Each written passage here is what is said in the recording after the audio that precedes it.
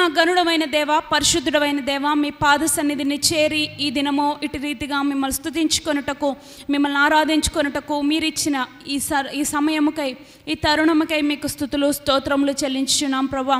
గడిచిన వారమంతే మీ కృపలో, మీ దయలో కాచి దాచి కాపాడి భద్రపరిచి మా క్షేమమునిచ్చి ప్రభా, మా పోషకుడుగా ఉండి, మా తండ్రిగా ఉండి, మా కొండగా ఉండి, మా కోటగా ఉండి మమ్మల్ని నడిపించుచు కాపాడి కృప చూపించిన దేవా, వాక్య మన్నాతో మమ్మల్ని పోషించిన దేవా, ఆయురారోగ్యములను ఇచ్చిన దేవా, మరి యొక్క పునరుద్ధాన దినమును చూచుటకై మీరిచ్చిన ఈ అవకాశముకై మీకే స్తుతులు స్తోత్రములు చెల్లించుకొనిచు ప్రతి ఒక్క బిడ్డను బట్టి చేరి వచ్చిన ప్రతి బిడ్డను బట్టి మీకే స్తుతులు చెల్లిస్తున్నాం. ఇది నా ఆరాధనను మీ నామానికే, మీ ఘనత కొరకే ఆరాధించుకోవటానికి ప్రభా, ఇంకా అనేకులు రావటానికి ప్రభా మీరే కృప చూపించండి. మార్గమధ్యంలో ఉన్న బిడ్డలను త్వరగా మీ సన్నిధానంలోనికి నడిపించుకోండి. అలాగే ప్రభా, మరి సిద్ధపాటు కలిగిన హృదయాలతో నీ బిడ్డలందరూ కూడా ప్రభా మీ సన్నిధిలో కనపడినట్లు మీరే కృప చూపించండి. మీరే వారిని ప్రభా నడిపించమని అడుగుచున్నాం ప్రభా. మీకే స్తుతులు చెల్లిస్తున్నాం. ఇంకా తండ్రి, ఈ దినం ప్రభా ఈ ఆరాధన కూడిక అంతటిని మీ నామానికే ఘనత మహిమ ప్రభావాలు తెచ్చుకోండి. వాక్యం ద్వారా మీరే మాట్లాడండి. అలాగే తండ్రి, పాటల ద్వారా మీరే మహిమ పొందుకోండి. బలలో తండ్రి ప్రతి ఒక్కరము కూడా తండ్రి యోగ్యమైన రీతిలో మరి నాయన పాల్గొనే ధన్యతను మాకు దయచేయండి. మా అపరాధములను మేము ఒప్పుకొని మీతో మేము సమాధానపడి బలలో కూడా తండ్రి సమాధానం కలిగిన హృదయముతో బలలో చేయి వేయుటకు మాకు సహాయము చేయమని అడుగుచున్నాం ప్రభా. అలాగే తండ్రి, ఇంకా అనేకులు ఈ బల సహవాసములో మన నాయన పాలిభాగస్తులయ్యే ధన్యతను బిడ్డలకు కూడా దయచేయమని అడుగుచున్నాం. సార్వత్రిక సంఘాన్ని జ్ఞాపకం చేసుకొంచున్నాం ప్రభా. అనేక చోట్ల ఈ దినం విత్తబడుచున్న వాక్య పరిచర్యకై మీకు స్తుతులు చెల్లిస్తున్నాం. ఇంకా ఎక్కడెక్కడైతే తండ్రి మీ ఆరాధనలో మీ వాక్యము విత్తబడుతుందో అక్కడల్లా తండ్రి మరి విత్తబడిన విత్తనాలు ప్రభా ఊరికనే పోకనైనా కనీసం కొన్ని ఆత్మలనైనా ఈ దినము ప్రభా మీరు పట్టుకోమని అడుగుచున్నాం ప్రభా. మీ వాక్యముతో తండ్రి మరి బిడ్డల హృదయాలను సంధించమని, ఘోర పాపులైన ఈ లోకంలో ఉన్న ఈ బిడ్డలను ప్రభా ఈ సువార్త చేత మీరు చెరలోకి మీ కృపలోకి తెచ్చుకోమని అడుగుచున్నాం ప్రభా. ఈ దేశాన్ని, ఈ రాష్ట్రాన్ని, మన నాయన ఈ దొరైచెరు సంఘాన్ని మీరు జ్ఞాపకం చేసుకోండి. ఇంకా అనేకులను తండ్రి మరి విశ్వాసుల గుంపులోనికి తీసుకురమ్మని అడుగుచున్నాం. ఈ దినం ప్రభా మరి సువార్త పరిచర్యకై మీ దాసులందరూ కలిసి ఒడిశా, ఛత్తీస్గఢ్ వెళ్ళనై ఉండగా వారి ప్రయాణాలలో తోడుగా ఉండండి, వారి రాకపోకల్లో తోడుగా ఉండండి. మన నాయన అక్కడ చేసే పరిచర్య అంతట్లో ప్రభా మీరే తోడుగా ఉండి ఇంకా ఫలభరితమైన పరిచర్య వారు కూడా చేయగలిగినట్లు మీరే సహాయం చేయమని, చేరి వచ్చిన ప్రతి బిడ్డను బట్టి మీకే స్తుతులు చెల్లించుకొని ఆ పరిచర్య కొరకు సిద్ధపడుచున్న ప్రతి సేవకుని బలపరిచి పరిచర్యకున్న అవసరతలు అక్కర్లు తీర్చమని ఈ దినం ప్రభా ఇటు రీతిగా మీ సన్నిధానంలో ఒకరి కొరకు ఒకరు ప్రార్థించుకొనుటకు, సంఘము కొరకు ప్రార్థించే ధన్యతను మాకు దయచేసిన దేవా మీకే స్తుతులు స్తోత్రములు చెల్లించుకొనుచు ఈ ఆరాధన అంతటినీ ప్రభా మీ నామానికే ఘనత మహిమ ప్రభావములు తెచ్చుకోమని యేసు ఘనమైన పరిశుద్ధమైన నామంలో ఈ ప్రార్థన అడిగి వేడుకొని ప్రార్థిస్తున్నాం మా పరమ తండ్రి. ఆమేన్. ఆశ్చర్యకరుడు ఈ స్థలమందు సమాధానం నిలుపును, మహిమను నింపును. ఈ స్థలమందు సమాధానం నిలుపును, మహిమను నింపును. ప్రార్థనలు సఫలము చేసెను,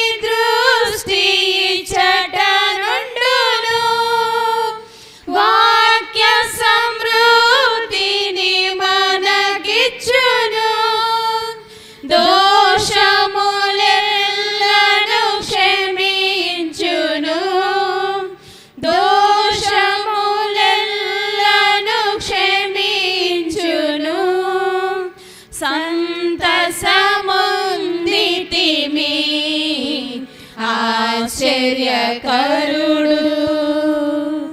తండ్రిని ప్రేమించు కుమారుని కనికరించునట్లు కరుణించును. తండ్రిని సేవించు కుమారుని కనికరించునట్లు కరుణించును. వెండిని నిర్మలము చేయు రీతిని, వెండిని నిర్మలము చేయు రీతిని తన ప్రజలను చేయును. ఆశ్చర్యకరుడు ప్రభు యేసుక్రీస్తు. ఆశ్చర్యకరుడు ప్రభు యేసుక్రీస్తు.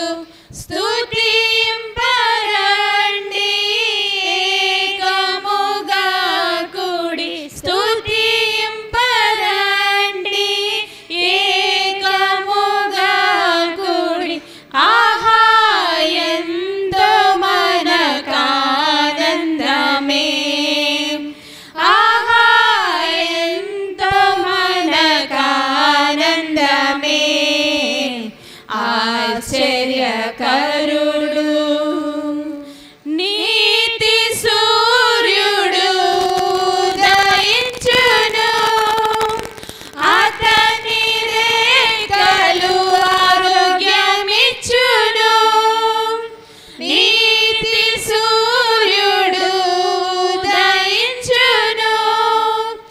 అతని రేఖలు ఆరోగ్యమిచ్చును.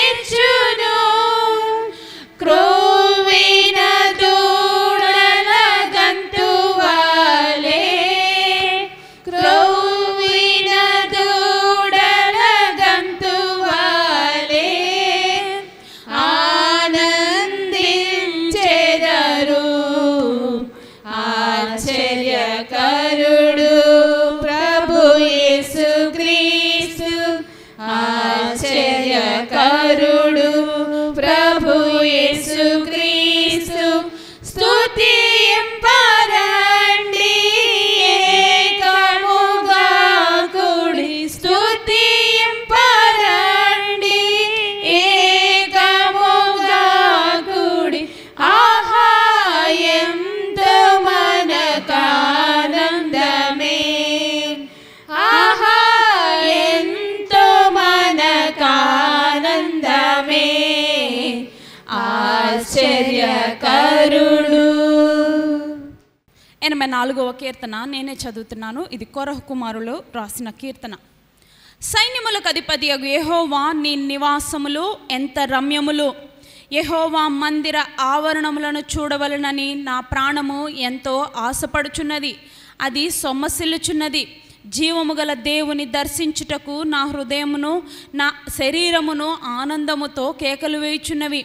సైన్యములకు అధిపతియగు యెహోవా నా రాజా నా దేవా, నీ బలిపీఠము నొద్దనే పిచ్చుకలకు నివాసము దొరికెను. పిల్లలు పెట్టుటకు వానకోవెలకు గూటి స్థలము దొరికెను. నీ మందిరమునందు నివసించువారు ధన్యులు. వారు నిత్యము నిన్ను స్తుతించుదురు. నీ వలన బలము పొందున్న మనుష్యులు ధన్యులు. యాత్ర చేయు మార్గములు వారికి అతి ప్రియములు. వారు బాకాలోయలో పడి వెళ్ళుచు దానిని జలమయముగా చేయుదురు. తొలకరి వాన దానిని దీవెనలతో కప్పును. వారు నానాటికి బలాభివృద్ధి నొందుచు ప్రయాణము చేయుదురు. వారిలో ప్రతివాడును సియోనులో దేవుని సన్నిధిని కనబడును. సైన్యములకు అధిపతి అగు దేవా, నా ప్రార్థన ఆలకింపుము. యాకోబు దేవా, చెవియొగ్గుము. దేవా, మా కేడమా దృష్టించుము. నీవు అభిషేకించిన వాని ముఖమును లక్షింపుము. నీ ఆవరణములో ఒక దినము గడుపుట 1000 దినముల కంటే శ్రేష్టము. భక్తిహీనుల గుడారములలో నివసించుట కంటే నా దేవుని మందిర ద్వారమునొద్ద నుండుట నాకు ఇష్టము. దేవుడైన యెహోవా సూర్యుడును కేడమునై ఉన్నాడు. యెహోవా కృపయు ఘనతయు అనుగ్రహించును. యథార్థముగా ప్రవర్తించు వారికి ఆయన ఏ మేలును చేయక మానడు. సైన్యములకు అధిపతియగు యెహోవా నీ యందు నమ్మిక ఉంచువారు ధన్యులు. చక్కని మాటలు కదా. ఈ దినము ఈ వాక్యము మన వినికిడిలో దీవించబడిగాక. కొరహ కుమారులు చక్కని మాటలు అక్కడ రాస్తూ ఉంటారు. వారు యాత్ర చేస్తున్నారు, యాత్ర చేసేవారు ధన్యులు అంట. అయితే అక్కడ చెప్తున్నాడు అనమాట, దేవుని మందిరం గురించిన జ్ఞాపకము వారికి వస్తూ ఉంది. ఎందుకంటే వారు ఆ దేవుని మందిరం యొక్క ఆ పరిస్థితిని వారు చూడలేని పరిస్థితి. వారు ఎక్కడో ఎడారిలో ప్రయాణం చేస్తూ ఉన్నారు కనుక వారికి దేవుని యొక్క మందిరం గూర్చిన జ్ఞానము లేకపోతే జ్ఞాపకము వస్తూ ఉన్నదనమాట. అందుకే వారు అంటున్నారనమాట, యెహోవా నీ మందిరములో నీ నివాస స్థలములు ఎంత రమ్యములు, నీ మందిర ఆవరణములు చూడవలనని నా ప్రాణము ఎంతో ఆశపడుచున్నది అంటున్నాడు. ఈ దినము మనం కూడా అట్టి ఆశ, అట్టి సిద్ధపాటు, అట్టి హృదయం కలిగి మనం కూడా రావాలని ప్రభు కోరుకుంటున్నాడు. యెహోవా నీ మందిరము నేను చూడగలగాలి, నీ మందిర ఆవరణములో నేను గడపాలి అదే అంటున్నాడు. వానకోవెలకు కూడా నీ మందిరంలో స్థలం ఉంది కదా ప్రభువా, ఈ దీనులమైన మాకు మాత్రం మీ సన్నిధిని అనుభవించే అవకాశం మాకు లేకపోయింది. అయినను మాకు అటువంటి శ్రేష్టమైన సమయాన్ని నీవు ఇస్తావని నేను నమ్ముచున్నాను ప్రభు అని వారు ఒక చక్కని నిరీక్షణతో కూడిన మాటలు అక్కడ రాస్తున్నారు. నీ మందిరమునందు నివసించు వారెవరంట ధన్యులు అంటున్నాడు. ఆయన మందిరంలో నివసించే మనమందరము ఎంతో ధన్యులము కదండి. ఈ సమయము, ఈ అవకాశము, ఇటువంటి దేవుణ్ణి ఆరాధించుకునే ఈ పరిస్థితి లేక చాలామంది చాలా సీక్రెట్గానే దేవుణ్ణి ఆరాధించుకునే పరిస్థితి. మనకైతే ఇంత బాహాటముగా దేవుని మందిరంలో కూర్చొని చక్కగా ఆయన నామములు పాట పాడుకొంచు, వాక్యములు వినుచు, ఆయన సహవాసంలో పాలు పంచుకునే ధన్యతను దేవుడు మనకు దయచేశాడంటే అది కేవలం ఆయన ఉచితమైన కృప, ఆయన ప్రణాళిక, ఆయన ఆలోచన. అందుని బట్టి మనము దేవుని స్తుతించాలి. అదే అంటున్నాడు కదా అక్కడ, నీ మందిరంలో నివసించువారు ధన్యులు, నీ వలన బలమునందు మనుష్యులు ధన్యులు, వారు నిత్యము నిన్ను స్తుతించుదురు అంటున్నాడు. మనకు ఏ పరిస్థితిలో ఉన్నా కూడా మనం ఏం చేయాలి?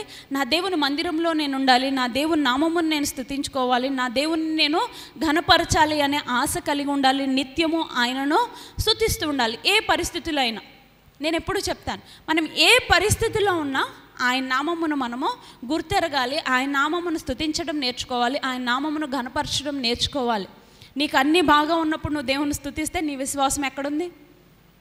నీకు ఏది ఉన్నా ఏది లేకపోయినా, మరణమైనా, ఖడ్గమైనా, వస్త్రహీనత అయినా, కరువైనా, మరి అట్టిది ఏదైనా కూడా క్రీస్తు ప్రేమ నుండి నిన్ను నన్ను వేరు చేయకూడదు. పౌలు భక్తుడు అదే అంటాడు, ఖడ్గమైనను, మరణమైనను, వస్త్రహీనత అయినను, కరువైనను, ఆకలైనను, దప్పికైనను, మరి ఇదేది కూడా క్రీస్తు ప్రేమ నుండి నన్ను ఎడబాపునా అని అడుగుతాడు అనమాట. ఎఫెసీలకు రాసిన పత్రికలో ఉంటుంది. మనము కూడా అటువంటి దృఢ విశ్వాసంలోనికి నానాటికి ఇన్ని వాక్యాలు వింటున్నామంటే ప్రభు మనల్ని ఎంత బలపరుస్తున్నాడు కనుక ఈ వాక్యాలన్నింటిని బట్టి మనం ఏం చేయాలి? నా దేవుడు ఎంతో గొప్పవాడు, ఎన్నో అద్భుతములు చేసినవాడు, చేయగలిగేవాడు, ఆయననే నేను స్తుతిస్తాను. అన్నిటికంటే ముఖ్యంగా నాకు ఇటువంటి రక్షణ ఇచ్చి ఆయన సన్నిధానంలో నన్ను నిలబెట్టుకున్న ఈ దేవునిని బట్టి నేను ఆయనను స్తుతిస్తున్నాను అని మనం ప్రభువుని ఎల్లప్పుడూ స్తుతి చెల్లిస్తూ ఆయన నామమును ఆయన వైపే మనము చూచుచు మనము నడుచుకోవాలి. ఇంకేముందో చూడండి అక్కడ, యెహోవా సైన్యములకు అధిపతి యెహోవా నా ప్రార్థన ఆలకింపుము, యాకోబు దేవ చెవియొగ్గుము. ఇక్కడ యాకోబును జ్ఞాపకం చేసుకుంటున్నారు. ఎందుకు? యాకోబుకు దేవుడు ఒక చక్కని వాగ్దానం ఇచ్చాడు కదా, అవునా? ఏంటి? యాకోబుకి ఉన్న ఇంకొక పేరేంటి? ఇశ్రాయేలు. దేవుడు ఇసుక రేణువుల కంటే మరి ఎక్కువగా వారిని నేను ఆశీర్వదిస్తానని దేవుడు ఇశ్రాయేలుకు అనగా యాకోబుకు దేవుడు వాగ్దానం చేశాడు కదా.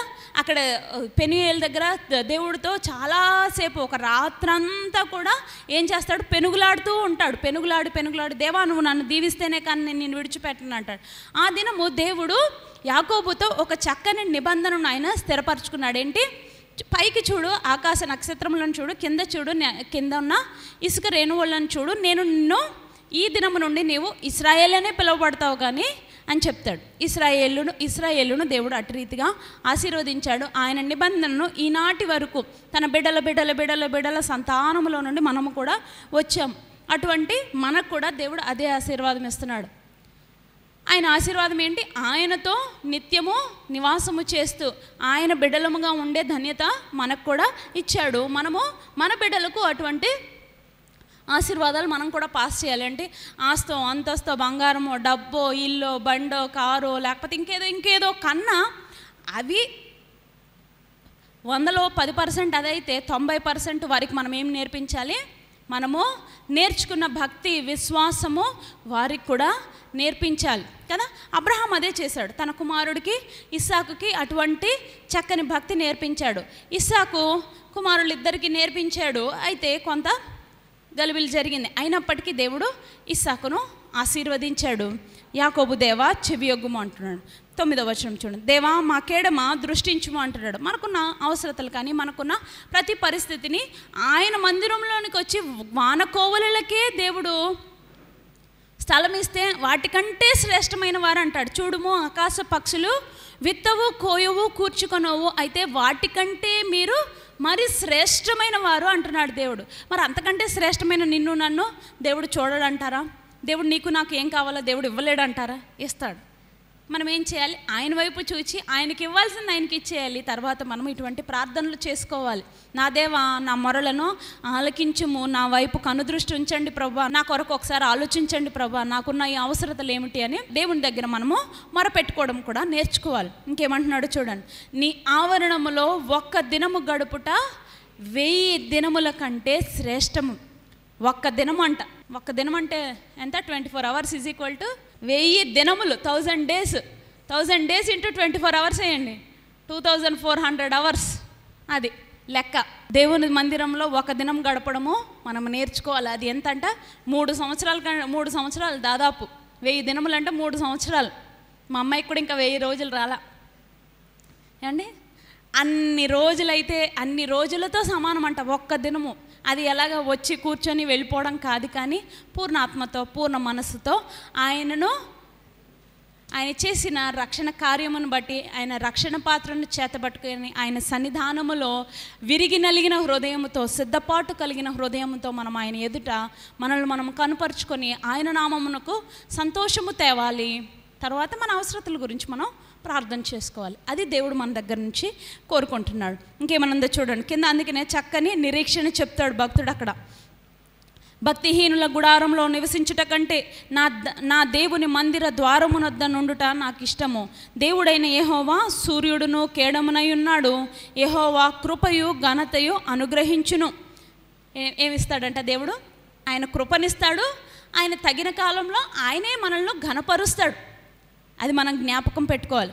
యథార్థముగా ప్రవర్తించు వారికి దేవుడు ఏ మేలును చేయక మానడు. యథార్థమైన భక్తి మనము చేయాలి. మనకు నచ్చినట్టు ఈ దినము ఇక్కడ ఈ స్వభావం కలిగి మళ్ళీ బయట వేరొక స్వభావం కలిగి నలుగురిలో ఉన్నప్పుడు ఇంకొక స్వభావం కలిగి దేవుని దగ్గరకు వచ్చేసరికి ప్రభువా నాయన అంటే దేవుడు దాన్ని ఇష్టపడట్లేదు. కానీ ఆయన దేన్ని ఇష్టపడుతున్నాడు? యథార్థమైన భక్తి అంటే నీవు ఒంటరిగా ఉన్నా, 10 మందిలో ఉన్నా, 1000 మందిలో ఉన్నా, నీ ఉద్యోగ స్థలంలో ఉన్నా, నీ మందిరంలో ఉన్నా, నీ సహవాసులతో ఉన్నా, నీ బంధుమిత్రులతో ఉన్నా, నీవు షాపింగ్కే వెళ్ళినా, నీ ఉద్యోగ స్థలమే కానీ నీవు ఎక్కడ ఉన్నా, ఏం చేస్తున్నా, నీవు పండుకొనినా లేచినా ఏక స్వభావము కలిగి ఏక భక్తి కలిగి ఆయన మీద నీ మనస్సును నీ హృదయంలో ఆయన ఉండాలి. ఆయన ఒక విగ్రహం కాదు. ఇక్కడికి వెళ్తే ఈ మందిరంలోకి ఈ రూమ్లోకి వెళ్తే దేవుడు మందిరం కాబట్టి మనం ఇలా ఉండాలి, బయటికి వెళ్ళిపోగానే ఇంకో రకంగా ఉంటే అది యథార్థత అవ్వదు కదా. దేవుని ఎదుట మనము నిన్న నేడు రేపు దేవుడు ఏకరీతిగా ఉన్నాడు. దేవుడు అటువంటి పరిశుద్ధత నీ దగ్గర నుంచి నా దగ్గర నుంచి కోరుకుంటున్నాడు. కనుక మనము కూడా అటువంటి యథార్థమైన భక్తి చేయడం నేర్చుకోవాలని అక్కడ చెప్తున్నాడు అనమాట. అటువంటి వారికి దేవుడు ఏ మేలును చేయక మానడు అని చెప్తున్నాడు. ఇంకేం చెప్తున్నాడు చూడండి. సైన్యములకు అధిపతి యెహోవా నీయందు నమ్మిక ఉంచువారు ధన్యులు. నీయందు నమ్మిక ఉంచువారు ఎవరంట? ధన్యులు. మనకి ఎంత ధన్యతనిచ్చాడు దేవుడు అని మనం సంతోషించాలి. ఆయన యందు నమ్మిక ఉంచడం కంటే ఇంకా అద్భుతమైన ఆశీర్వాదం ఏది ఉందని మనం ఎక్స్పెక్ట్ చేయక్కర్లేదు. ఈ భూమి ఆకాశంలో సృజించిన ఈ దేవుని కంటే ఇంకా గొప్పగా ఎవరు కూడా ఏమీ చేయలేరు దేవునికి. ఏమండి, ఇటువంటి ఈ దేవుణ్ణి మన దేవుడిగా కలిగి ఉండడం మనం ఎంతో ధన్యులం. యెహోవా దేవుడుగా గల జనులు ధన్యులు కదా. ఇక్కడ అదే చెప్తున్నాడు, నీ యందు నమ్మిక ఉంచువారు ధన్యులు. ఇటువంటి మహాదేవుడు, గొప్ప దేవుడైన ఈ దేవునిని బట్టి మనం ఏం చేయాలి? ఆయన నామమును నిత్యము స్తుతించుకొనుచు, మన విరిగి నలిగిన హృదయంతో ప్రభును స్తుతించుకొనుచు, ఘనపరుచుకొనుచు దేవుని నామమును మనము ఎల్లప్పుడూ ఆయనకు ఇవ్వవలసిన కీర్తనలు, స్తుతులు, ఆరాధనలు పూర్ణాత్మతో, పూర్ణ హృదయంతో, పూర్ణ మనస్సుతో ఆయనకు మనము అర్పించడం అనుదినము మనము నేర్చుకోవాలి. అట్టి కృప దేవుడు మనందరికీ దయచేయునుగాక. ఆమేన్. భక్తులారా స్మరించెదము ప్రభు చేసిన మేలులన్నిటినీ. భక్తులారా స్మరించెదము ప్రభు చేసిన మేలులన్నిటినీ. అడిగి ఊహించు వాటి కన్నా మరి అడిగి ఊహించు వాటి కన్నా మరి సర్వము చక్కగా చేసే, సర్వము చక్కగా చేసే. భక్తులారా స్మరించెదము ప్రభు చేసిన మేలులన్నిటినీ. గాలి తుఫానులను గద్దించి బాధలను తొలగించి, గాలి తుఫానులను గద్దించి బాధలను తొలగించి,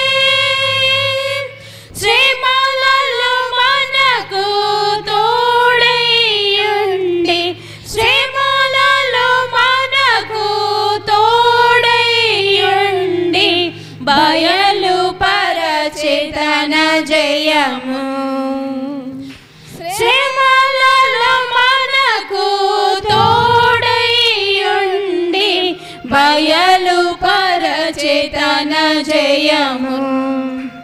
భక్తులారా స్మరించెదము ప్రభు చేసిన మేలులన్నిటినీ. భక్తులారా స్మరించెదము ప్రభు చేసిన మేలులన్నిటినీ.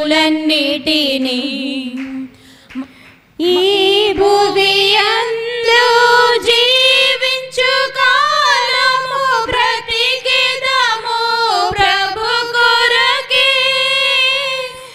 ఈ భువి అందు జీవించు కాలము బ్రతికెదము ప్రభు కొరకే. మనమాయన కర్పించుకొనెదము, మనమాయన కర్పించుకొనెదము. ఆయన ఆశ్రయమదియే, మనమాయన కర్పించుకొనెదము. ఆయన ఆశ్రయమదియే. భక్తులారా స్మరించెదము ప్రభు చేసిన మేలులన్నిటినీ. భక్తులారా స్మరించెదము ప్రభు చేసిన మేలులన్నిటినీ. కొంచెమే కాలమే మిగిలియున్నది ప్రభువును సంధించుటకై. కొంచెమే కాలమే మిగిలియున్నది ప్రభువును సంధించుటకై. గనుక మనము నడుచుకొనెదము, గనుక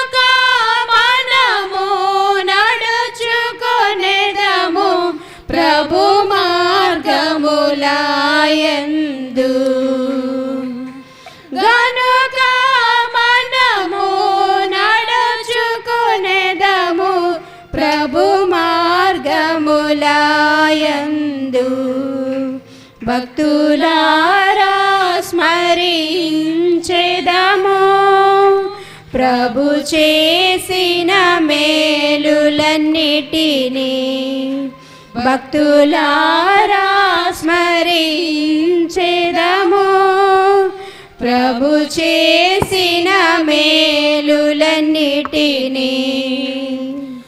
అడిగి ఊహించు వాటి కన్నా మరి అడిగి ఊహించు వాటి కన్నా మరి సర్వము చక్కగా చేసే సర్వము చక్కగా చేసే భక్తులారా స్మరించెదము. ప్రభు చేసిన మేలులన్నిటినీ భక్తులారా స్మరించెదము. ప్రభు చేసిన మేలులన్నిటినీ.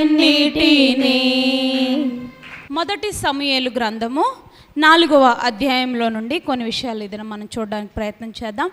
ఇశ్రాయేలీయులు ఫిలిష్తీయులతో యుద్ధము చేయుటకై బయలుదేరి ఎబెనేజరులో దిగగా ఫిలిస్తీయులు అఫేకులో దిగిరి. ఫిలిస్తీయులు ఇశ్రాయేలీయుల మీద తమను యుద్ధ పంక్తులుగా తీర్చుకొనగా వారు యుద్ధములో కలిసినప్పుడు ఇశ్రాయేలీయులు ఫిలిస్తీయుల ఎదుట ఓడిపోయి యుద్ధ భూమిలోనే ఎక్కువ తక్కువ 4,000 మంది హతులైరి.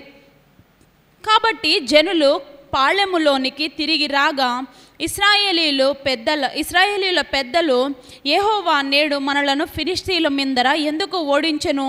షిలోహులో ఉన్న యెహోవా నిబంధన మందసమును మనము తీసుకొని మన మధ్య నుంచుకుందాము రండి అని మన మధ్య నుండిన ఎడల అది మన శత్రువుల చేతిలో నుండి మనలను రక్షించిననిరి.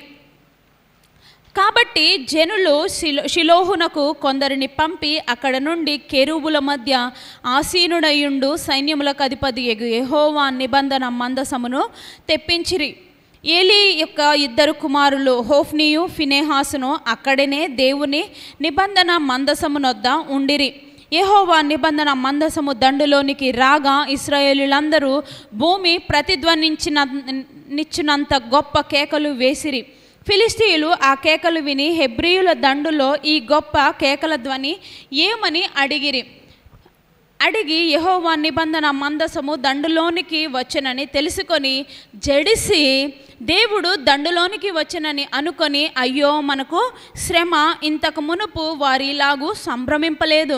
అయ్యయ్యో మహాసూరుడగు ఈ దేవుని చేతిలో నుండి మనలను ఎవరు విడిపింపగలరు? అరణ్యమందు అనేకమైన తెగుళ్ళ చేత ఐగుప్తీయులను హతము చేసిన దేవుడు ఈయనే గదా.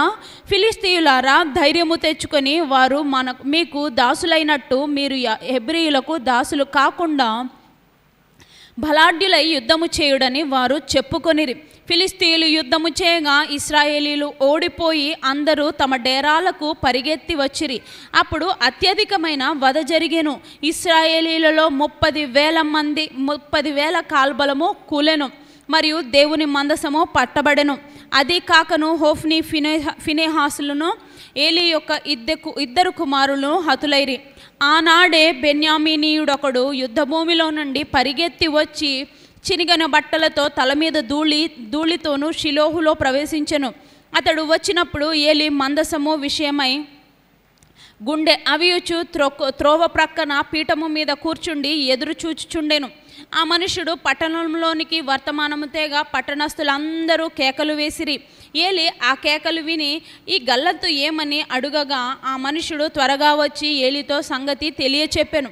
ఏలీ 98 ఏండ్ల వాడై ఉండెను. అతనికి దృష్టి మందగించినందున అతని కన్నులు కానరాకుండెను.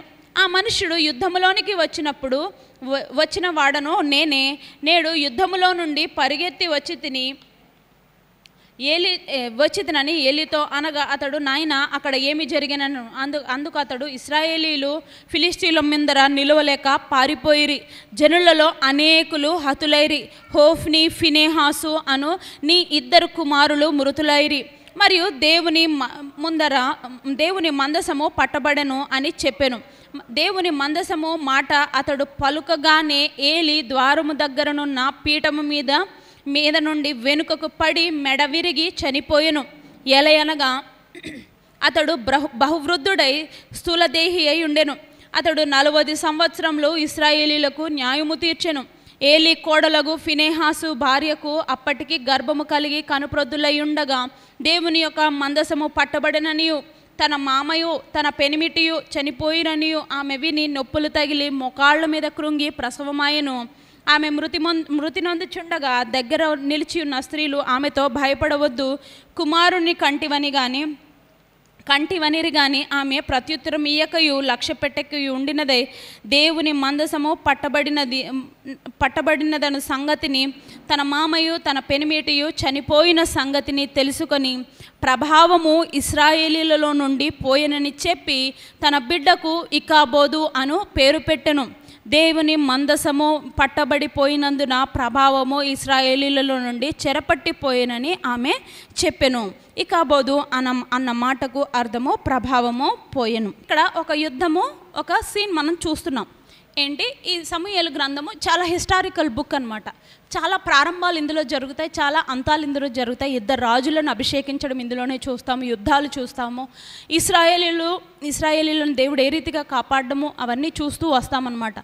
అయితే ఫస్ట్ పుస్తకం స్టార్టింగ్ నుంచే, ఈ గ్రంథము స్టార్టింగ్ నుంచే మనకేం కనపడుతుంది అంటే ప్రవచనాత్మకమైన సమూయేలు తల్లి యొక్క ప్రార్థన మనకు కనబడుతుంది కదా. అది ప్రవచనం ద్వారా ఆవిడ ప్రార్థన చేస్తుందని మనం చూస్తాం.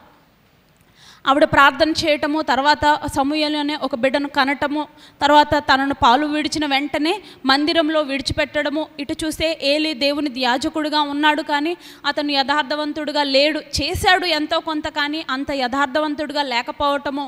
తనకున్న కుమారులు కూడా మందిరాన్ని ఎంతో పాడు చేశారు. మందిరానికి వస్తున్న, యెరూషలేములోనికి వస్తున్న వారిని అందరిని బలులర్పించే వారినే కానీ మందిరంలోనికి వస్తున్న ప్రజలను ఎంతగానో పాడు చేసిన వారు చాలా చేయకూడని అనేకమైన ద్రోహాలు చేశారు, చాలా పాపాలు చేసేశారు. కాబట్టి దేవుడు ఏం చేస్తున్నాడంటే స్లోగా సమూయేలు ఎదిగొచ్చే వరకు ఏలిని అలా కాపాడుకుంటూ వచ్చాడు.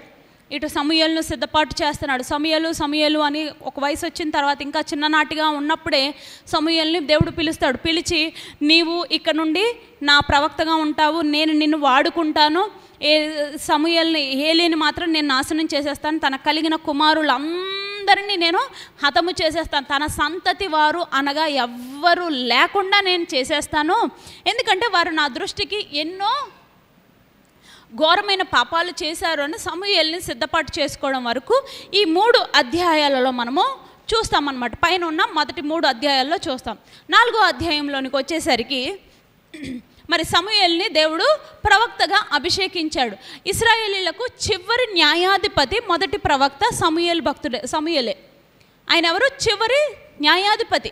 వీరికి ఇంకాను ఇశ్రాయేలీలకు ఇంకా ఒక న్యాయం చేస్తున్నాడు. వీరేం చేస్తున్నారు? ఇశ్రాయేలీలకేమో ఓ పక్క నుంచి మాకు దేవుడితో డైరెక్ట్ కనెక్షన్ వద్దు, మాకంటూ ఫిజికల్గా కనబడే ఒక రాజు కావాలి, ముందేమో దేవుడు కావాలి, దేవుడు రూపం కావాలన్నారని దేవుడు ఏం చేశాడు? ఒక ప్రత్యక్ష గుడారం పెట్టి దాంట్లో ఒక పరిశుద్ధమైన మందసాన్ని ఒకటి తయారు చేయించి అక్కడ పెట్టాడు. అది కేవలము దేవుని యొక్క ప్రత్యక్షతకు ఒక సింబల్ మాత్రమే, అదే దేవుడు కాదు.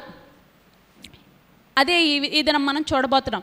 ఈ మందసము గురించి వాళ్ళు ఏమనుకున్నారంటే, వాళ్ళు అసలు దేవుని కాంటాక్ట్ చేసే పని లేదు. ఇశ్రాయేలీలు అసలు దేవుని గురించి కానీ, దేవుని పర్మిషన్ కానీ ఏ పని చేయాలన్నా ముందుకు వెళ్ళి దేవుని దగ్గర విచారణ చేసి, దేవుని దగ్గర ప్రార్థన చేసి, దేవుని దగ్గర విచారణ చేయటము ఇవన్నీ ఏమీ లేవు.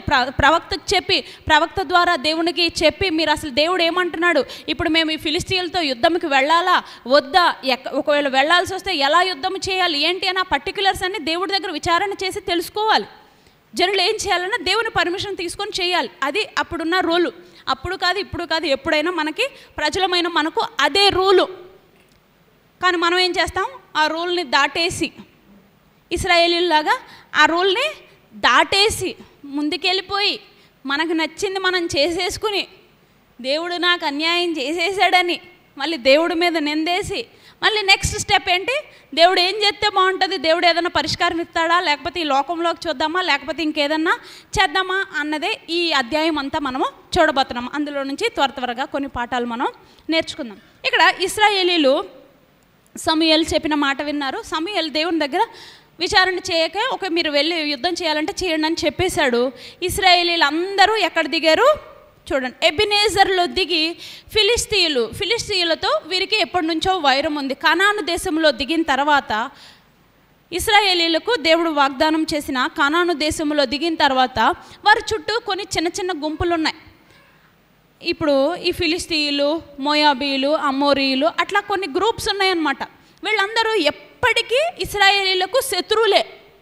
ఎందుకు? వారు ఇది మా దేశం ఇది మాకు కావాలి, ఈ దేశం మాకు కావాలంటే మాకు కావాలి, ఈ దేవుడు మాకు ఇచ్చిందంటే మాకు ఇచ్చిందని వారు ఎప్పటికీ గొడవ ఆడుకుంటూనే ఉన్నారు. దేవుడు ఎప్పటికప్పుడు ఇశ్రాయేలీలను కాపాడుతూ విజయం ఇస్తూ వచ్చాడు. ఈవెన్ ఇప్పటికీ ప్రజెంట్ డే కూడా ఇశ్రాయేల్లో జరుగుతున్నది అదే యుద్ధం జరుగుతూనే ఉంది. ఇక్కడ అదే యుద్ధానికి వాళ్ళు సిద్ధపడుతున్నారు. ఇటు ఇశ్రాయేలీలు సిద్ధపడుతున్నారు, ఇటు ఫిలిస్తీయులు సిద్ధపడుతున్నారు. ఫస్ట్ యుద్ధం జరిగింది. అయితే వీళ్ళు ఎక్కడ దిగారు? అగగులో ఫిలిస్తీయులు దిగారు, ఎబెనేజర్లోనేమో మన ఇశ్రాయేలీలు దిగారు. వీరిద్దరి మధ్యన హోరాహోరీ యుద్ధం జరిగిపోయింది. జరిగిన తర్వాత దాదాపు 4000 మంది ఇశ్రాయేలీలు చనిపోవడం మనం అక్కడ రికార్డెడ్, అది చూసాం మనం. దాదాపు 4000 మంది చచ్చిపోయారు. చచ్చిపోయిన తర్వాత ఇప్పుడు ఇశ్రాయేలీలకు వివరం వచ్చిందనమాట. ఏంటి ఆ వివరం అంటే, అరే ఇంత ఘోరంగా ఓడిపోయాము, ఎందుకు ఓడిపోయామని ఈ పెద్దలందరూ కూర్చొని ఆలోచించుకుంటున్నారంట. ఆలోచించుకొని అసలు కారణాన్ని వాళ్ళు వెతుక్కోవట్లేదు. అక్కడ వాళ్ళు ఏం చేస్తున్నారు, యుద్ధంలోకి వెళ్ళారు, దేవుని పర్మిషన్ తీసుకోలేదు. కానీ దేవుడు ఎలా హెల్ప్ చేస్తాడు? దేవుని పర్మిషన్ తీసుకోలేదు, దేవుణ్ణి అడగలేదు, ముందుకు వెళ్ళిపోయారు, యుద్ధం చేశారు, నష్టాన్ని చూసేశారు. ఒక రౌండ్ చూసిన తర్వాత 4000 మంది చచ్చిపోయిన తర్వాత వీళ్ళకి ఇప్పుడు జ్ఞానం వచ్చింది. అయ్యో ఇలా చచ్చిపోయారు మా జనులందరూ ఎలాగాని ఆలోచించుకుంటూ, అప్పుడు వాళ్ళు గ్రహించుకున్నది ఏంటంటే, వాళ్ళు వారి భక్తిని దేని మీద పెట్టారు? ఈ మందసం మీద పెట్టారు. కానీ అయ్యో మనము దేవుని యొద్ద విచారణ చేయాలన్న దాని మీద పెట్టలే. అక్కడ పెద్దలు అదే చెప్తారు చూడండి. 3వ వచనం, మొదటి సమూయేలు గ్రంథము 4వ అధ్యాయము 3వ వచనం చదువుతున్నాం. కాబట్టి జనులు పాళెములోనికి తిరిగి రాగా ఇశ్రాయేలు పెద్దలు, యెహోవా మనకు ఎందుకు ఈరోజు ఇటువంటి అపజయాన్ని ఇచ్చాడు? షిలోహులో ఉన్న యెహోవా నిబంధన మందసము మనము తీసుకొని మన మధ్య ఉంచుకొందము రండి, అది మన మధ్య ఉండిన ఎడల అది మన శత్రువులను మన చేతిలో నుండి మనలను రక్షించును అని చెప్తున్నారు అనమాట. పెద్దలకు ఒక ఆలోచన వచ్చింది. ఏంటి? అసలు ఈ మందసాన్ని జనులే చూడడానికి లేదు. కేవలం సంవత్సరంలో ఒక్కసారే ఆ షిలోహులో ఉన్న అతి పరిశుద్ధ స్థలములోనికి కేవలం ప్రధాన యాజకుడు ఒక్కడే వెళతాడు. ఈ సర్వ పరిశుద్ధుల యొక్క పాపములను గూర్చి వాళ్ళు ఏం చేస్తారు, అక్కడ బలులన్నీ అర్పించేసి, ఒకవేళ ఈ యాజకుడు కూడా ఏమాత్రం అపరిశుద్ధత అతనిలో ఉంటే అతను కూడా అక్కడే చచ్చిపోతాడు. అతను నడుముకు ఒక తాడు కడతారు, ఎదురు చూస్తారు. జనులందరూ బయట కూర్చొని ఎదురు చూస్తూ ఉంటారు. ఒకవేళ భక్తుడు బయటకు వస్తే వచ్చినట్టు, లేకపోతే తాడుతో బయటికి లాక్కోవడం, అది పరిస్థితి. అటువంటి అతి పరిశుద్ధమైన ఆ మందసాన్ని ఈ జనులు ఏమనుకున్నారు, లేదు ఈ మందసం మన దగ్గర లేదు కాబట్టే మనకి ఇటువంటి ఒక అపజయం వచ్చేసింది అనుకుంటున్నారు.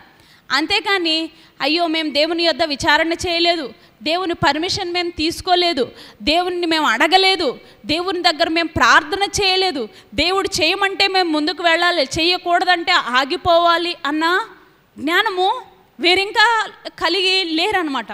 అందుకనే తర్వాత చూస్తే ఏమనుకుంటున్నారు, కేవలం దేవుని మందసం మాత్రం ఉంటే చాలు అనుకుంటున్నారు. కానీ అసలు మందసం కాదు, నీ హృదయంలో ఉండాలి మందసం. దేవుని పరిశుద్ధత, దేవుని ప్రత్యక్షత, దేవుడు నాతో ఉండాలి అంటే నీ హృదయంలో ఉండాలి అనేది మర్చిపోయారు ఇశ్రాయేలీలు. మర్చిపోయి ఈ అతి పరిశుద్ధుడైన ఈ దేవుణ్ణి ఆయన స్థలంలో నుండి ఆయన నిబంధన లేకపోతే ఆయనకు ఒక చిహ్నంగా చేసిన ఈ మందసాన్ని తీసుకొచ్చేసారు. షిలోహులో అతి పరిశుద్ధ స్థలములో ఉన్న ఆ మందసాన్ని తీసుకొచ్చేసి వీళ్ళు ఏం చేశారు, ఈ యుద్ధ భూమిలోకి తీసుకొచ్చేసారు.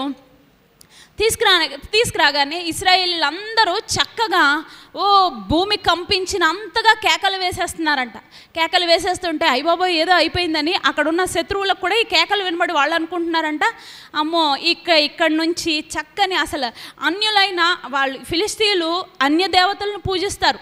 అష్టోదు దేవతలను, అగగులో వారి పూజలు, వారి విధానాలు వచ్చే వారం మనం చూస్తాం. భయంకరమైన విగ్రహారాధన చేస్తారు ఫిలిస్తీయులు. కానీ వాళ్ళే దేవుడి గురించి ఒక చక్కని సాక్ష్యం చెప్తున్నారు. 6వ వచనం చూడండి. ఫిలిస్తీయులు ఆ కేకలు విని హెబ్రీల దండులో ఈ గొప్ప కేకల ధ్వని ఏమని అడుగగా యెహోవా నిబంధన మందసము దండులోనికి వచ్చాను. చూడండి ఇంకా 7వ వచనంలో చూడండి. అయ్యో మనకు శ్రమ, ఇంతకు మునుపు వారు ఇలాగూ సంతోషింపలేదు. అయ్యయ్యో ఎవరు చెప్తున్నారు ఇది? అన్యులైన ఫిలిస్తీయులు మన గొప్ప దేవుని గురించి వాళ్ళలో వాళ్ళే మాట్లాడుకుంటున్నారు.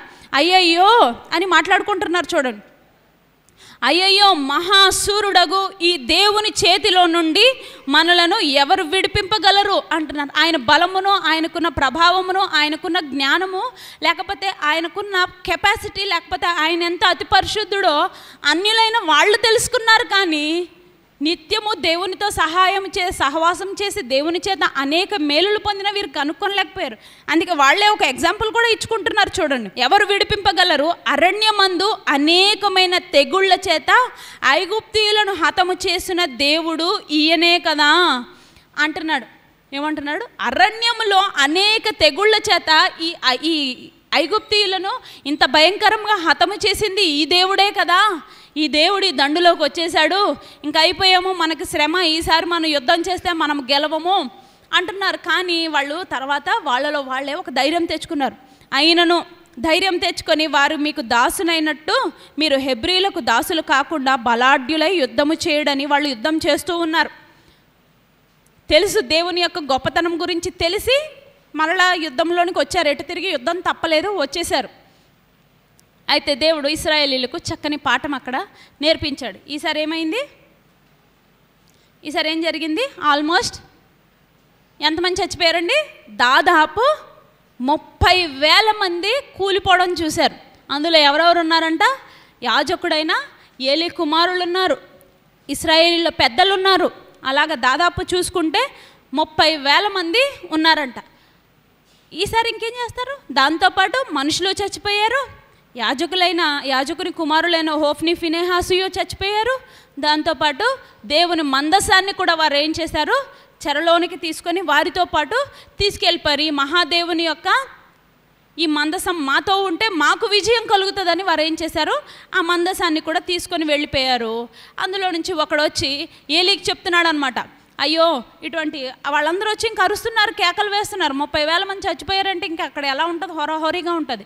ఇదంతా ఆల్రెడీ మందసాన్ని మందిరంలో నుండి తీసుకువెళ్ళిపోయారని ఏలీకి ముందు గద్దింపలేకపోయాడు. కుమారులు కూడా దానిలో పాలుభాగస్తులే. ముందు కుమారులనే గద్దించి, అయ్యో ఇది అతి పరిశుద్ధ స్థలంలో ఉండాలి, ఇది కేవలం దేవుని ప్రత్యక్షతకు చిహ్నము, మీరు భయభక్తులు కలిగి ఆయన ఎదుట విచారణ చేయాలని ప్రజలకు చెప్పలేకపోయాడు. గనుక ఏలీని కూడా దేవుడు అక్కడ శిక్షించడం మనం చూస్తాం. ప్రధాన యాజకుడు 40 సంవత్సరాలు ఇశ్రాయేలీలకు న్యాయము తీర్చినవాడు, దేవుని ఎదుట ఎన్నో కార్యములు చేశాడు. కానీ కుమారుల వలన తనకు కూడా ఇటువంటి శ్రమ తెచ్చుకున్నాడు. కుమారులను సరిగ్గా పెంచలేకపోయాడు, భక్తిని లేకపోతే ఆయన యాజక ధర్మాన్ని వారికి చూపించలేకపోయాడు. గనుక ఇటువంటి శ్రమ అతనికి కూడా కలిగింది. చూడండి, ఆనాడు ఇంకా హోఫ్ని ఫినెహాస్ చనిపోయిన తర్వాత అతను వచ్చి చెప్పాడు, యుద్ధంలో నుండి ఒక అతను వచ్చి చెప్పాడు, తల మీద ధూళి చల్లుకొని వచ్చి చెప్తున్నాడంట, అయ్యో ఎంత శ్రమ జరిగిపోయింది, ఎంత నష్టం జరిగిపోయింది అయ్యా, ఇశ్రాయేలీలు అక్కడ దాదాపు 30,000 మంది చనిపోయారు. అందులోనేమో మందసము చెరపట్టబడి శత్రువుల చేతిలోకి వెళ్ళిపోయింది. ఇంకా నీ కుమారులైన 2 కుమారులైన హోఫ్ని ఫినెహాస్ కూడా చనిపోయారన్న మాట కూడా ఆయన వినలే. దేవుని మందసం చెరపట్టబడింది అనగానే అతనికి సీన్ అర్థమైపోయింది. ఇక్కడితో ఇంకా దేవుడు మాకు చేయవలసిన నష్టం చేస్తాడనుకున్నాడు. అతని గుండె పగిలిపోయింది. అతను అక్కడే వెనక్కి పడిపోయి చచ్చిపోయాడంట. అది అటువంటి హఠాన్ మరణాలు దేవుడు చాలా, అందుకే సామెతల గ్రంథంలో ఒక చక్కని మాట ఉంటుంది, ఎన్నిసార్లు గద్దించినను విననొల్లని వానికి ఏం కలుగుతుందంట? మరణము హఠాత్తుగా వచ్చేస్తుందంట. ఈ భక్తుడు కూడా కొన్ని మంచి కార్యాలు చేసినప్పటికీ దేవుని యందు అంత క్రమము చూపలేని ఒక పాపం చేస్తేనే దేవుడు ఒప్పుకోడు కదా. అలాంటి చాలా పాపాలు చేసేసాడు కాబట్టి హోఫ్ని ఫినెహాసులను చంపేశాడు దేవుడు. ఏలీని చనిపోయాడు. ఈ భాగంలో ఫిలిస్తీన్ల దగ్గర నుంచి మనం చక్కని మాటలు నేర్చుకోవాలి. ఇటువంటి మహాసూరుడైన ఈ దేవుడు మనకున్నాడు అని మనం తెలుసుకోవాలి. తర్వాత భార్య కూడా చనిపోతుంది. ఏలీ సంతానం అంతా కుమారులు అయిపోయారు. ఇప్పుడు కోడలు కూడా ప్రసవానికి దగ్గరగా ఉంది. ఈ లోపల ఈ మాట విన్నది, మామగారు చనిపోయారు, మందసం చెరపట్టబడింది, భర్త చనిపోయాడు, మరిది గారు చనిపోయాడు. ఇవన్నీ తెలిసి ఆవిడ కూడా ప్రసవ వేదన వచ్చేసింది. ఆవిడ కూడా కన్న విషయం కూడా ఆవిడకి తెలియదు. కానీ దేవుని మందసం చెరపట్టబడిందంటే మహిమ ప్రభావం మనలో నుండి, ఇశ్రాయేలీల నుండి వెళ్ళిపోయింది. ఇంకా మనల్ని ఎవ్వరూ కాపాడలేరని తను కూడా ఏం చేస్తుంది, ఆ దుఃఖముతో కుమారుడు కన్నావమ్మ అని చెప్తున్నారు అక్కడ ఉన్న వాళ్ళు. ఆ మంత్రగత్తెలందరూ చెప్తుంటే ఆవిడ ఏం పెట్టింది పేరు, ఇకాబోదు అని పేరు పెట్టింది. దానికి అర్థం ఏంటంట, ప్రభావము వెళ్ళిపోయిందంట. అది దానికి పెట్టిన పేరు. మరి మనము కూడా ఈ దినము ఈ సంగతిలో నుండి అనేక విషయాలు నేర్చుకోవాలి. అన్యులైన ఆ ఫిలిస్తీన్ల దగ్గర నుంచి ఇంకా అనేక సత్యాలు మనం నేర్చుకోవాలి. వాళ్ళు ఏమంటున్నారు, ఇటువంటి గొప్ప దేవుడు కలిగిన ఈ జనులంతా ధన్యులు, దేవుడు వీరికి ఎన్ని అద్భుతాలు చేశాడు, ఇటువంటి మహాసూరుడైన ఈ దేవుని చేతిలో నుండి మనల్ని ఎవరు విడిపింపగలరు, ఇటువంటి గొప్ప దేవుడు కలిగిన ఇశ్రాయేలీలు మన మీద విజయం పొందేస్తారని వాళ్ళు భయపడ్డారు. కానీ దేవుడు వారికి నేర్పించాడు. ఫిలిస్తీన్లకు కూడా వచ్చే అధ్యాయంలో మనం చూడబోతున్నాం. వారికి కూడా చక్కని పాఠము నేర్పిస్తాడు. ఈ దినం మనము అదే నేర్చుకుంటాం. ఏంటి, దేవుడు చాలా అతి పరిశుద్ధుడు. ఆయన పరిశుద్ధతకు, ఆయన ఆలోచనకు, ఆయన జ్ఞానమునకు వేరుగా మనం ఏమీ చేయాలనుకోకూడదు. ఆయన ఎదుట మనము విచారణ చేయటము నేర్చుకోవాలి. ఆయన ఎదుట మనము అటువంటి గొప్పతనము, ఆయన కలిగిన ఆ గొప్పతనమును బట్టి మనము స్తుతించుకోవటం నేర్చుకోవాలి. ఆయనంత ధన్యుడో మనము నేర్చుకోవాలి. ఆయనంత అతి పరిశుద్ధుడో మనము నేర్చుకోవాలి. ఆయనంత మహాప్రభావము కలిగిన దేవుడో మనము ఈ దినము నేర్చుకున్నాము. మన జీవితం అంతా కూడా మనం ఏమి చేసినా, ఏమి చేయాలనుకున్నా మనము ఏం చేయాలి, ఆయన ఎదుట విచారణ చేయాలి. సంపూర్ణముగా ఆయన మీద ఆధారపడడం నేర్చుకోవాలి. ఇందాక మొదటి వాక్యంలో మనం అదే చూసాం, యెహోవా యందు నమ్మిక ఉంచువారు ధన్యులు. ఈ ఇశ్రాయేలీలు ఏం చేశారండి, యెహోవా యందు నమ్మిక ఉంచలేదు. కానీ ఒక విగ్రహాన్ని, మందసం అంటే అది కేవలం దేవుని చిహ్నము, అంతే. దేవుని ప్రత్యక్షత అక్కడ ఉంటుంది. నీ హృదయంలో లేని ప్రత్యక్షత ఇప్పుడు సేమ్ అదే. ఇప్పుడు మనం దేవుని మందిరంలోనికి వచ్చినా మన హృదయంలో ఆయనను గూర్చిన జ్ఞానం లేకపోతే మనం ఏం చేయగలం, ఏమీ చేయలేం. ఆయనకు వేరుగా మనం ఏమీ చేయలేము, చేయకూడదు. మరి ఆయన పరిశుద్ధతను బట్టి ఆయనను స్తుతించడం, ఆయనను ఆరాధించడం మనము నేర్చుకోవాలి. అనుదినము ఆయన చేసిన కృపలను, ఆయన చేసిన అనేక కార్యములను, అన్నిటికంటే ముఖ్యంగా ఆయన ఇచ్చిన రక్షణ పాత్రను చేతపట్టుకొని ఆయన స్తుతించడం నేర్చుకోవాలి. అట్టి కృప దేవుడు మనందరికీ దయచేయునుగాక. తండ్రి దేవా నీకేనయ్యా ఆరాధనా స్తోత్ర బలి. తండ్రి దేవా నీకేనయ్యా, తండ్రి దేవా నీకేనయ్యా, తండ్రి దేవా నీకేనయ్యా. శుభవేళ సర్వశక్తిమంతుడా, ఎల్ షడాయ్, ఎల్ షడాయ్, సర్వశక్తిమంతుడా,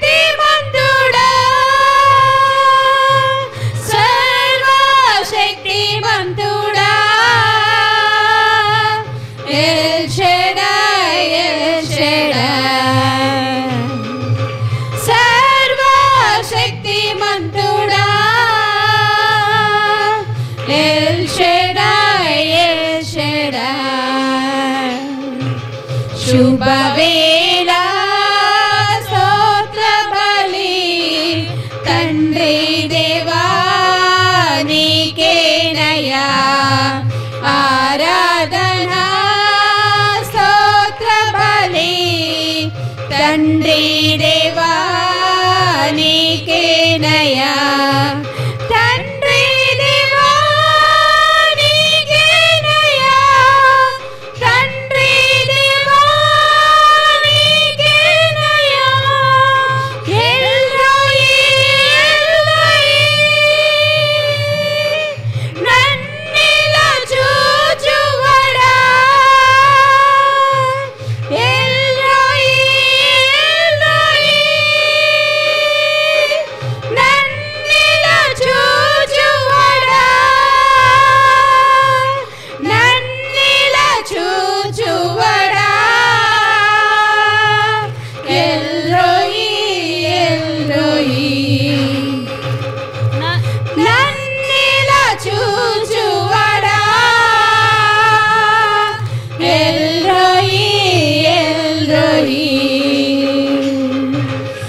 శుభవేళ స్తోత్ర బలి తండ్రి దేవా నీకేనయ్యా ఆరాధన స్తోత్ర బలి తండ్రి దేవా యెహోవా షాలోమ్ పాడదాం. యెహోవా షాలోమ్. తండ్రి దేవా నీకేనయ్యా తండ్రి దేవా నీకేనయ్యా యెహోవా షాలోమ్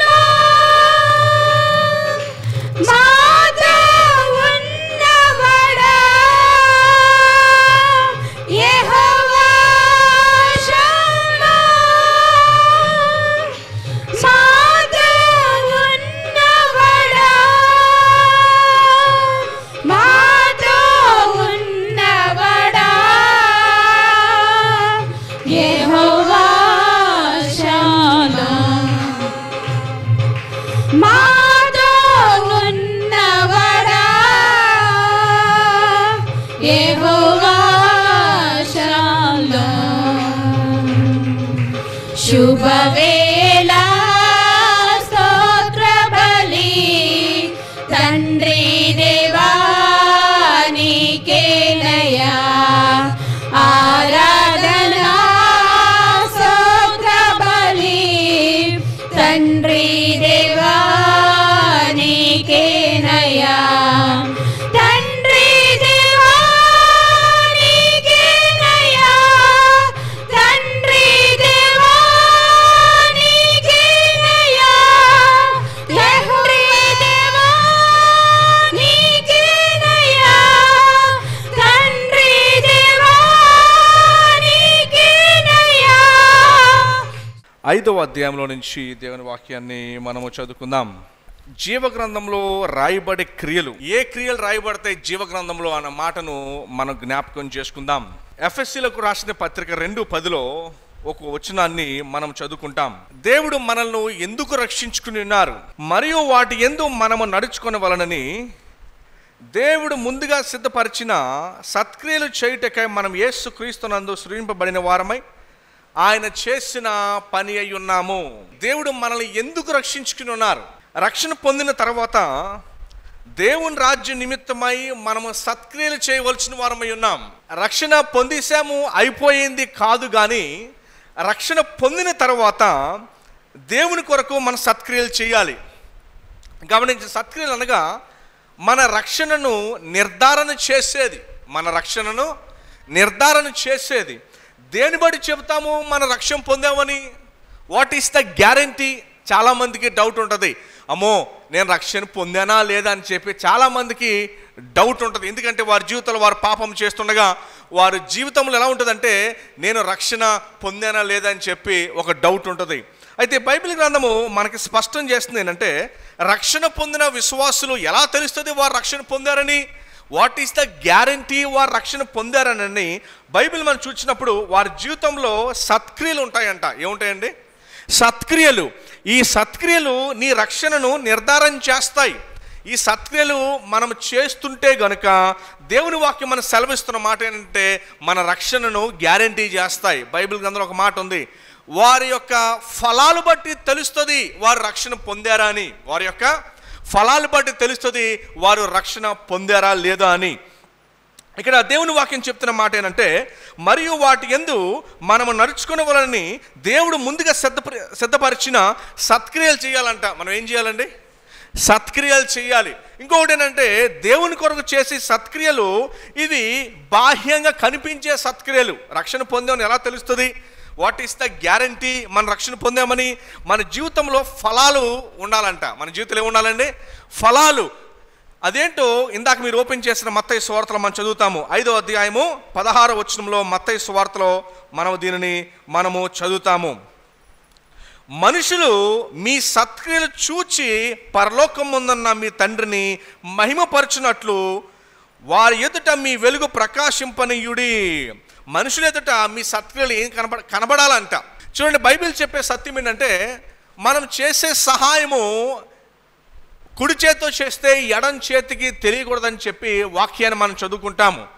మన సహాయము ఆ రీతిగా ఉండాలని. కరెక్టే, మనిషి కనిపించకూడదు కానీ మన క్రియ కనిపించాలి. మన క్రియ కనిపించాలి. మనిషి కనపడకపోయినా పర్వాలేదు, క్రియ కనిపించాలి.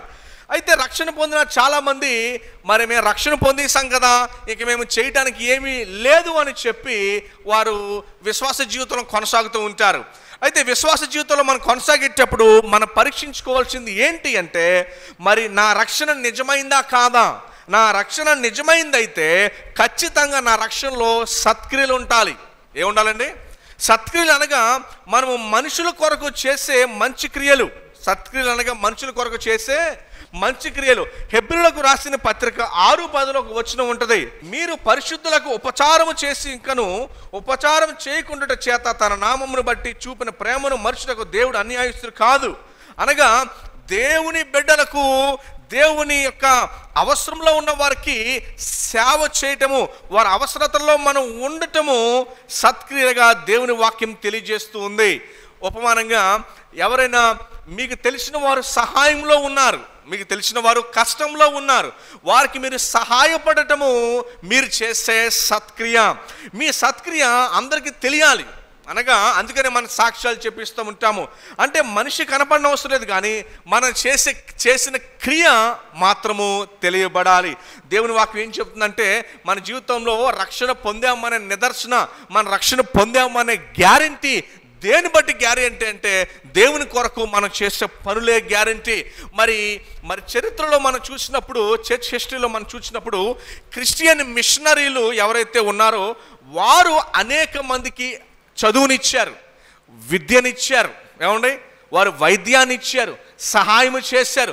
రకరకాల ఏరియాల్లో వారు మనుషుల యొక్క స్థితిని మెరుగుపరిచారు. మరి మనము కూడా ఎవరైనా సహాయంలో ఉంటే రక్షణ పొందిన మనము సహాయం చేయవలసిన వారమై ఉన్నాం. అంతే తప్ప మరి ముఖం తిప్పుకొని వెళ్ళిపోయే వారిలాగా ఉండకూడదు. చాలా సందర్భాల్లో మనం సహాయం చేయగలిగి చాలామంది చేయకుండా వెళ్ళిపోతారు. అయితే సత్క్రియలు ఏంటి? మరి సత్క్రియలు మనం చేసినప్పుడు దేవుడు మహింపరచబడతాడంటే అండి, మందిరంలో ఎవరైనా ఒక అవసరతలో ఉన్నారనుకోండి, వారి అవసరత తీర్చడం ద్వారా దేవుడు మహింపరచబడతాడు.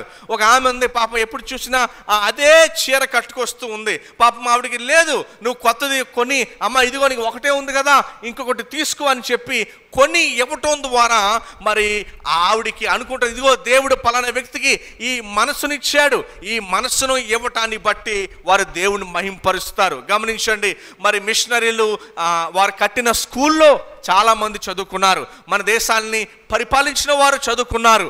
అలానే వారు ఇచ్చిన మరి కట్టించిన హాస్పిటల్స్లో వారు బాగుపడ్డారు. ఇప్పటికీ కూడా అదే పేరుతో స్కూల్స్, కాలేజెస్ ఉన్నాయి. వారు చనిపోయినా కూడా వారు చేసిన సత్క్రియలు అలానే ఉండిపోయినాయి. సత్క్రియలు మరి విశ్వాస జీవితానికి అర్థం పడుతూ ఉన్నాయి. ఎస్, నేను విశ్వాసునే అని దేని బట్టి మనం చెప్తామంటే మనం చేసిన సత్క్రియలు బట్టి. అర్థమైందండి? చేసిన సత్క్రియలు బట్టి. మన సత్క్రియలే నిర్ధారణ. ఎలా చెప్తాం మనం రక్షణ పొందామని? దేని బట్టి చెప్తాం మనం రక్షణ పొందామని అంటే మనం చేసే సత్క్రియలే. మరి చాలామంది విశ్వాసులు మరి ఏ సత్క్రియ చేయరు. నేను నా కుటుంబం బాగుంటే చాలు, నేను బాగుంటే చాలని ఒక క్రైస్తవుడు ఎన్నడూ కూడా అనుకోకూడదు. అర్థమైందండి? క్రైస్తవుడు ఎన్నడూ కూడా అనుకోకూడదు. గమనించండి, దేవుని వాక్యం సెలవిస్తున్న మాట ఏంటంటే, మన సత్క్రియలు మనుషులకు మనం చేసినప్పుడు దేవుడు మహింపరచబడతాడంట. మరి ఎవరికైనా ఎప్పుడైనా మీరు సహాయం చేశారా? ఆర్థికపరమైన సహాయం చేశారా? ఎవరికైనా ఆహారాన్ని పెట్టారా? అవసరంలో ఉన్న వారికి మీరు ఆదుకున్నారా? మరి ఆదుకుంటే మంచిదే, సహాయం చేస్తే మంచిదే. కానీ దేవుణ్ణి నమ్ముకున్న బిడ్డలు వారు ఖచ్చితంగా ఏం చేస్తారంటే సత్క్రియలు చేస్తారంట. ఈరోజు 2 విషయాలు మనం చూడబోతున్నాం. అదేంటంటే, మొదటిది సత్క్రియలు మనుషులకు తెలిసేటట్టు చేయాలి, నీతి క్రియలు మరి సీక్రెట్గా చేయాలని వాక్యం చెప్తున్నారు. రెండిట్లో వ్యత్యాసం చూద్దాం. చూడండి, మత్తయి సువార్త 5వ అధ్యాయము 16లో ఇందాక మనం ఏం చదువుకున్నామంటే, మనుషులు మీ సత్క్రియలను చూచేలాగా మీరు చెయ్యండి అని చెబితే 6వ అధ్యాయము 1వ వచనం చూడండి ఏముందో. 6వ అధ్యాయం 1వ వచనం, మనుషులు కనబడవలనని వారి ఎదుట మీ నీతి క్రియలు చేయకుండా జాగ్రత్త పడుడి. ఇక్కడ మొదటేమో సత్క్రియలేమో అందరికీ తెలియాలి, సత్క్రియలు అందరికీ తెలియాలి. నీతి క్రియలేమో ఎవరికి తెలియకుండా జాగ్రత్త పడండి. 2 విషయాలు చెప్పారు. మొదటిదేమో సత్క్రియలేమో అందరికీ తెలియాలి, నీతి క్రియలేమో ఎవరికి కూడా తెలియకూడదు. ఏంటి నీతి క్రియ, ఏంటి సత్క్రియ అనేది మనం చూద్దాం. ఏమండి, మరి సత్క్రియలో అందరికీ తెలిసేలాగా మనం చేయమంటున్నాడు. అంటే ఏంటి? మనిషి కనపడకూడదు కానీ మనిషి చేసిన సహాయం కనిపించాలి. నీతి క్రియల్లో నీతి క్రియ కనిపించిన అవసరం లేదు, అది కనిపించే పని ఏం లేదు. ఏంటి నీతి క్రియ? ఇందాక వరకు సత్క్రియ చూసాం. సత్క్రియ అనగా మనము ఇతరులకు సహాయపడటము, మన సహాయము ద్వారా వారు మేలు పొందటము, వారు మేలు పొందటము, తద్వారా వారు దేవుణ్ణి మహింపరుస్తారు. ఎవరికో మరి కరోనా టైంలో మరి చాలామంది సహాయం చేశారు. అవసరతలో చాలామందికి సహాయం చేశారు. ఈ సహాయాన్ని ఏమంటాం అంటే సత్క్రియ అంటాం. రక్షణ పొందిన ప్రతి విశ్వాసి తోటి వారికి సహాయం చేసే వ్యక్తిగా ఉండాలి. మరి మనం చాలామంది చూడండి, చెయ్య మరి వారి పరిస్థితి చాలా టైట్గా ఉంటుంది. వారి చెయ్య చాలా చిన్న చెయ్య. అంటే ఏంటి? ఇతరులకు సహాయము చేయరు. అవసరం ఉందని తెలిసినా కూడా ఇతరులకు సహాయం చేయరు. అయితే విశ్వాసులుగా మనం ఏమాత్రం కూడా అలా ఉండకూడదు. విశ్వాసాలు ఎవరు అంటే వారు ఫ్రీగా ఇచ్చేవారు. ఎవరైతే ఫ్రీగా ఇస్తారో దేవుడు కూడా వారికి ఫ్రీగా ఇస్తాడు. అంతే తప్ప మనము టైట్గా మన చేతిని పట్టేసుకున్నాం అనుకోండి, దేవుడు కూడా మనకి ఫ్రీగా ఇవ్వడం, దేవుడు కూడా మనకి ఉదారంగా ఇవ్వడు. మనము కూడా మరి ఇచ్చినప్పుడే దేవుడు మనకి కూడా ఇస్తాడు. లేని వారికి ఇచ్చినప్పుడు మరి మంచి సమరయుని కథలో మనం చూస్తాము. మంచి సమరయుడు ఏం చేశాడు? అక్కడ యూదులు పడిపోతే వెళ్ళి సహాయం చేశాడు. యూదులు ఏం చేశారండి? సహాయం చేశాడు. గమనించండి, దేవుని వాక్యం సెలవిస్తున్న మాట ఏంటంటే మన సత్క్రియలు చెయ్యాలి. ఏం చేయాలండి? సత్క్రియలు ఇతరులకు సహాయము చెయ్యాలి. అయితే నీతి క్రియలు ఏంటో ఒకసారి మనం చూద్దాం. నీతి క్రియలు ఎలా చేయమంటున్నాడు? నీతి క్రియలేమో సీక్రెట్గా చేయమంటున్నాడు, సత్క్రియలేమో తెలిసేలా చేయమంటున్నాడు, నీతి క్రియలేమో సీక్రెట్గా చేయమన్నాడు. సో వేటిని మనం సీక్రెట్గా చేయాలి, వేటిని మనము బహిర్గతంగా చేయాలనేది ఈ వాక్యంలో మనం చూద్దాం. 5వ అధ్యాయం చూడండి, 5వ వచనం, 6వ అధ్యాయం 5వ వచనంలో ఏది మనము సీక్రెట్గా చేయాలో చూడండి. మరియు మీరు ప్రార్థన చేయునప్పుడు వేషధారుల వలె వద్దు. ప్రార్థన చేయనప్పుడు ఎలా అంట? వేషధారుల వలె వద్దు. ఎందుకంటే చాలామంది ఎలా చేస్తారంటే మరి మేము కాబట్టి భక్తిపరులము, మేము కాబట్టి ప్రార్థన చేస్తున్నామని చెప్పి వారి ప్రార్థన చేస్తారంట. మనుషులకు కనబడేవారని సమాజ మందిరంలోను వీధుల మూలలోను నిలిచి ప్రార్థన చేయుట వారికి ఇష్టము. వారు తమ ఫలము పొంది ఉన్నారని నిశ్చయముగా మీతో చెప్పుచున్నాను. గమనించండి, సత్క్రియలు కూడా ఇక్కడ నీతిక్రియల గురించి చదివాము. మరి సత్క్రియలు కూడా మనం చేసేటప్పుడు ఇతరులకు తెలియకూడదు. ఏమంటే ఇతరులకు తెలియకూడదు. మన క్రియ కనిపిస్తే చాలు కానీ మరి నీతి క్రియ కూడా కనిపించకూడదు. ఎవరికి కనిపించాలి? కేవలం అది దేవునికి మాత్రమే కనిపించాలి.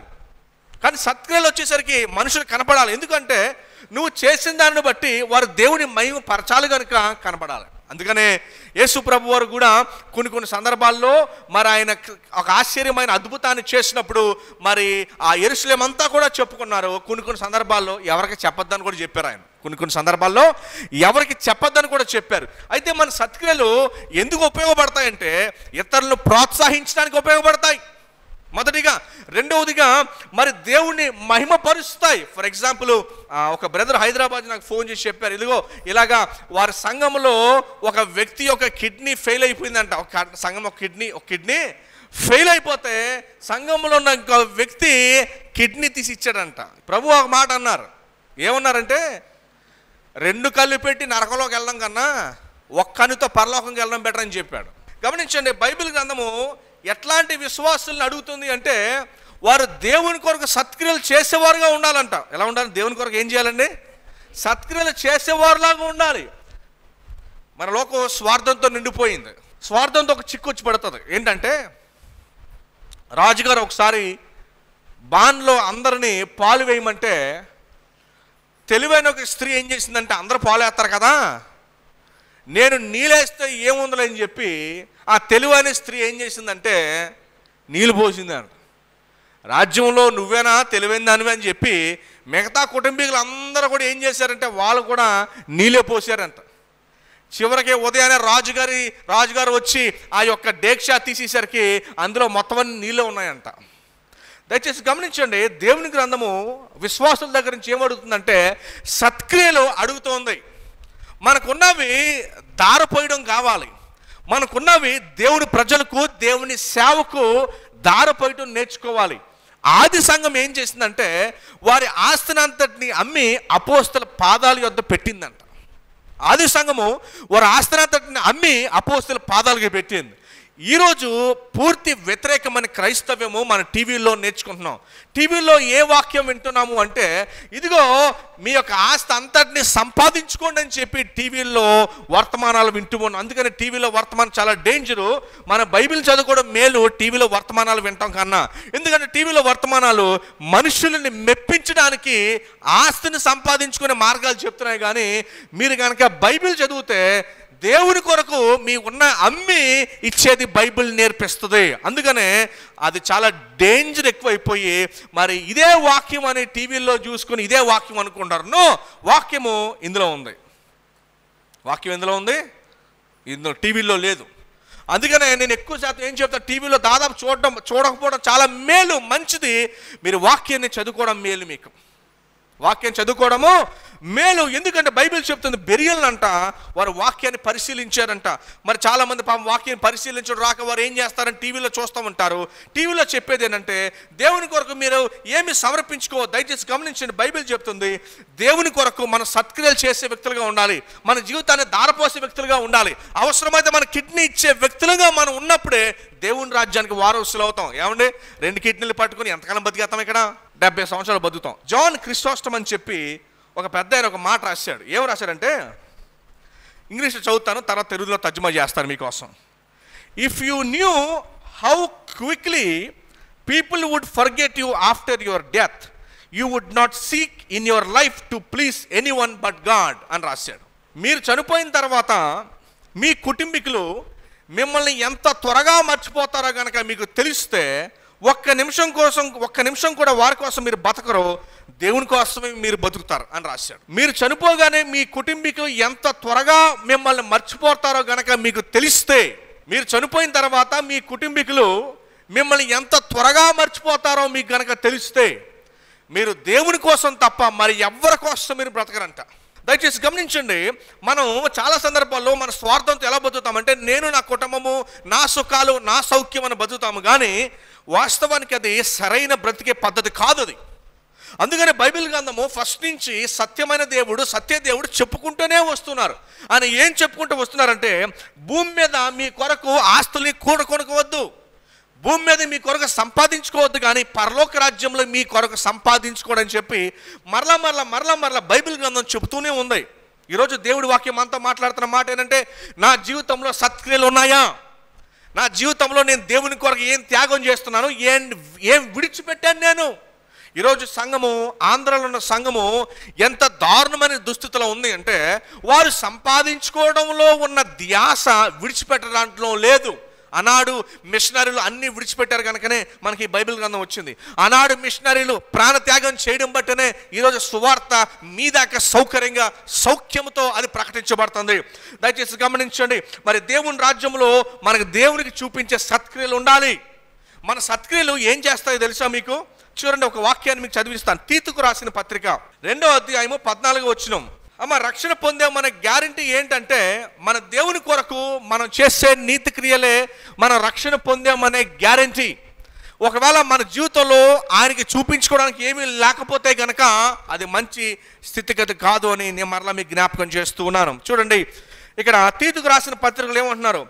14వ వచనం, ఆయన సమస్తమైన దుర్నీతి నుంచి మనలను విమోచించి సత్క్రియలందు ఆసక్తి గల ప్రజలను తన కోసము పవిత్రపరచుకొని తన సొత్తుగా చేసుకున్నటకు తను తానే మన కొరకు అప్పగించుకొనెను. ఆయన సత్క్రియలు చేయడానికే మన కొరకు ఆయన అప్పగించుకున్నాడు. మన జీవితంలో ఖచ్చితంగా దేవుని కొరకు మనం చేసే సత్క్రియలు ఉండాలి. బేసికల్గా క్రైస్తవులు అంటేనే తమ కొరకు తమ జీవించేవారు కారు. అందుకని పౌలు గారు ఏమన్నారు అంటే 2 కొరింథీయుల్లో, క్రీస్తు ప్రేమ నన్ను బలవంతము చేయుచున్నది, జీవించువారు ఇక మీదట తమ కొరకు కాక తమ నిమిత్తము మృతి పొందిన వాని కొరకే జీవించవలనని ఆయన అందరి కొరకు మృతి పొందినని దేవుని వాక్యం సెలవిస్తూ ఉంది. అయితే మన జీవితాల్లో మనము సాతానుని ఎలా నడిపించాడు అంటే, లోకంలో ఉన్నవారు కూడా ఇలాగే నడుస్తూ ఉంటారు. పూర్తిగా స్వార్థంగా జీవిస్తూ ఉంటారు. పోనీ స్వార్థంగా జీవించడం వల్ల వారు ఏమైనా సంతోషంగా ఉన్నారంటే లేరు. పోనీ స్వార్థంగా జీవించడం ద్వారా నాకేం కావాలి, ఎప్పుడు నా కుటుంబానికి కావాలి, నాకు నాకు అని బాగానే ఉంది అనుకుంటున్నారు. పోనీ దాన్ని బట్టి మీరేమైనా సంతోషంగా ఉన్నారా? లేరే. పోనీ నా కొరకే మీ కొరకే మీరు జీవిస్తున్నారు, ఇన్ని సంవత్సరాలు జీవించారు, ఏమైనా సంతోషంగా ఉన్నారా? మరి సంతోషం లేనప్పుడు అందుకని దేవుడు మనకిచ్చే సూత్రం ఏంటంటే, నీ గురించి కాదు, దేవుని కొరకు సత్క్రియలు చేసే జీవితాన్ని నువ్వు జీవించు. ఇప్పుడు అది చూడు, ఆ జీవితాన్ని నువ్వు చేసినప్పుడు నువ్వు నిజమైన సంతోషాన్ని నువ్వు చూస్తావు, నిజమైన ఆనందాన్ని మీరు చూస్తారు. చాలామంది మరి తెలియక వారు ఏం చేస్తారంటే, తమ కొరకు తాము తమ స్వార్థ అవసరతల కొరకు వారు జీవిస్తున్నారు. పోనీ చివరికి మనం చూసినప్పుడు వారు ఏమైనా సంతోషంగా ఉన్నారు అంటే సంతోషంగా లేరు. ఏం ఉపయోగం దానివల్ల? ఏమో ఉపయోగం? ఎన్ని సంవత్సరాలు మనం గడిపాము. అందుకనే దేవుని వాక్యం ఏం చెప్తుందంటే, దేవుని మహిమపరచడానికి మీరు మనుషుల కొరకు క్రియలు చేస్తే దేవుడు మహిమపరచబడతాడు. కొన్ని సందర్భాలు మీ జీవితంలో ఆలోచించుకోండి. మీరు చేసిన మంచి క్రియల ద్వారా దేవుడు మహిమపరచబడిన కొన్ని సందర్భాలను, కొన్ని క్రియలను మీరు జ్ఞాపకం చేసుకోండి. ఏ విషయాల ద్వారా, నా జీవితంలో చేసిన ఏ క్రియల ద్వారా దేవుడు మహిమపరచబడ్డాడు, నా జీవితంలో ఏ క్రియలు ఉన్నాయి దేవుడిని నేను మహిమపరచిన క్రియలు అని మీరు జ్ఞాపకం చేసుకోవాలి. దయచేసి గమనించండి, బైబిల్ గ్రంథం మన దగ్గర నుంచి అడుగుతుంది, ఏవి నీ సత్క్రియలను అడుగుతూ ఉంది. పరలోక రాజ్యంలో రాయబడే క్రియలు ఏంటో తెలుసా? ఇక్కడ దేవుని కొరకు మనం చేసే క్రియలే. అందుకని బైబిల్ గ్రంథంలో ఒక వచనం ఉంది, ఎవరైతే ఇక్కడ పోగొట్టుకుంటారో అక్కడ సంపాదించుకుంటారు, ఎవరైతే అక్కడ సంపాదించుకుంటారో ఇక్కడ వారు పోగొట్టుకుంటారు. తన ప్రాణమును పోగొట్టుకున్నవాడు భూమి మీద దాన్ని దక్కించుకుంటాడు. ఎవరైతే ఇక్కడ దక్కించుకుంటారో అక్కడ పోగొట్టుకుంటారు. ఆ మాట మీరు జ్ఞాపకం చేసుకోండి. అంచేత దేవుని వాక్యం స్పష్టంగా మనతో ఏం మాట్లాడుతుందంటే, సత్క్రియలు చేసే వారి వలె ఉండమని బైబిల్ చెప్తూ ఉంది. మన జీవితంలో దేవుని కొరకు మనం చూపించే సత్క్రియలు ఉండాలి. అందుకని నేను ప్రశ్న అడిగాను, నేను మీ జీవితంలో చూపించుకోవడానికి ఏమైనా క్రియలు ఉన్నాయా?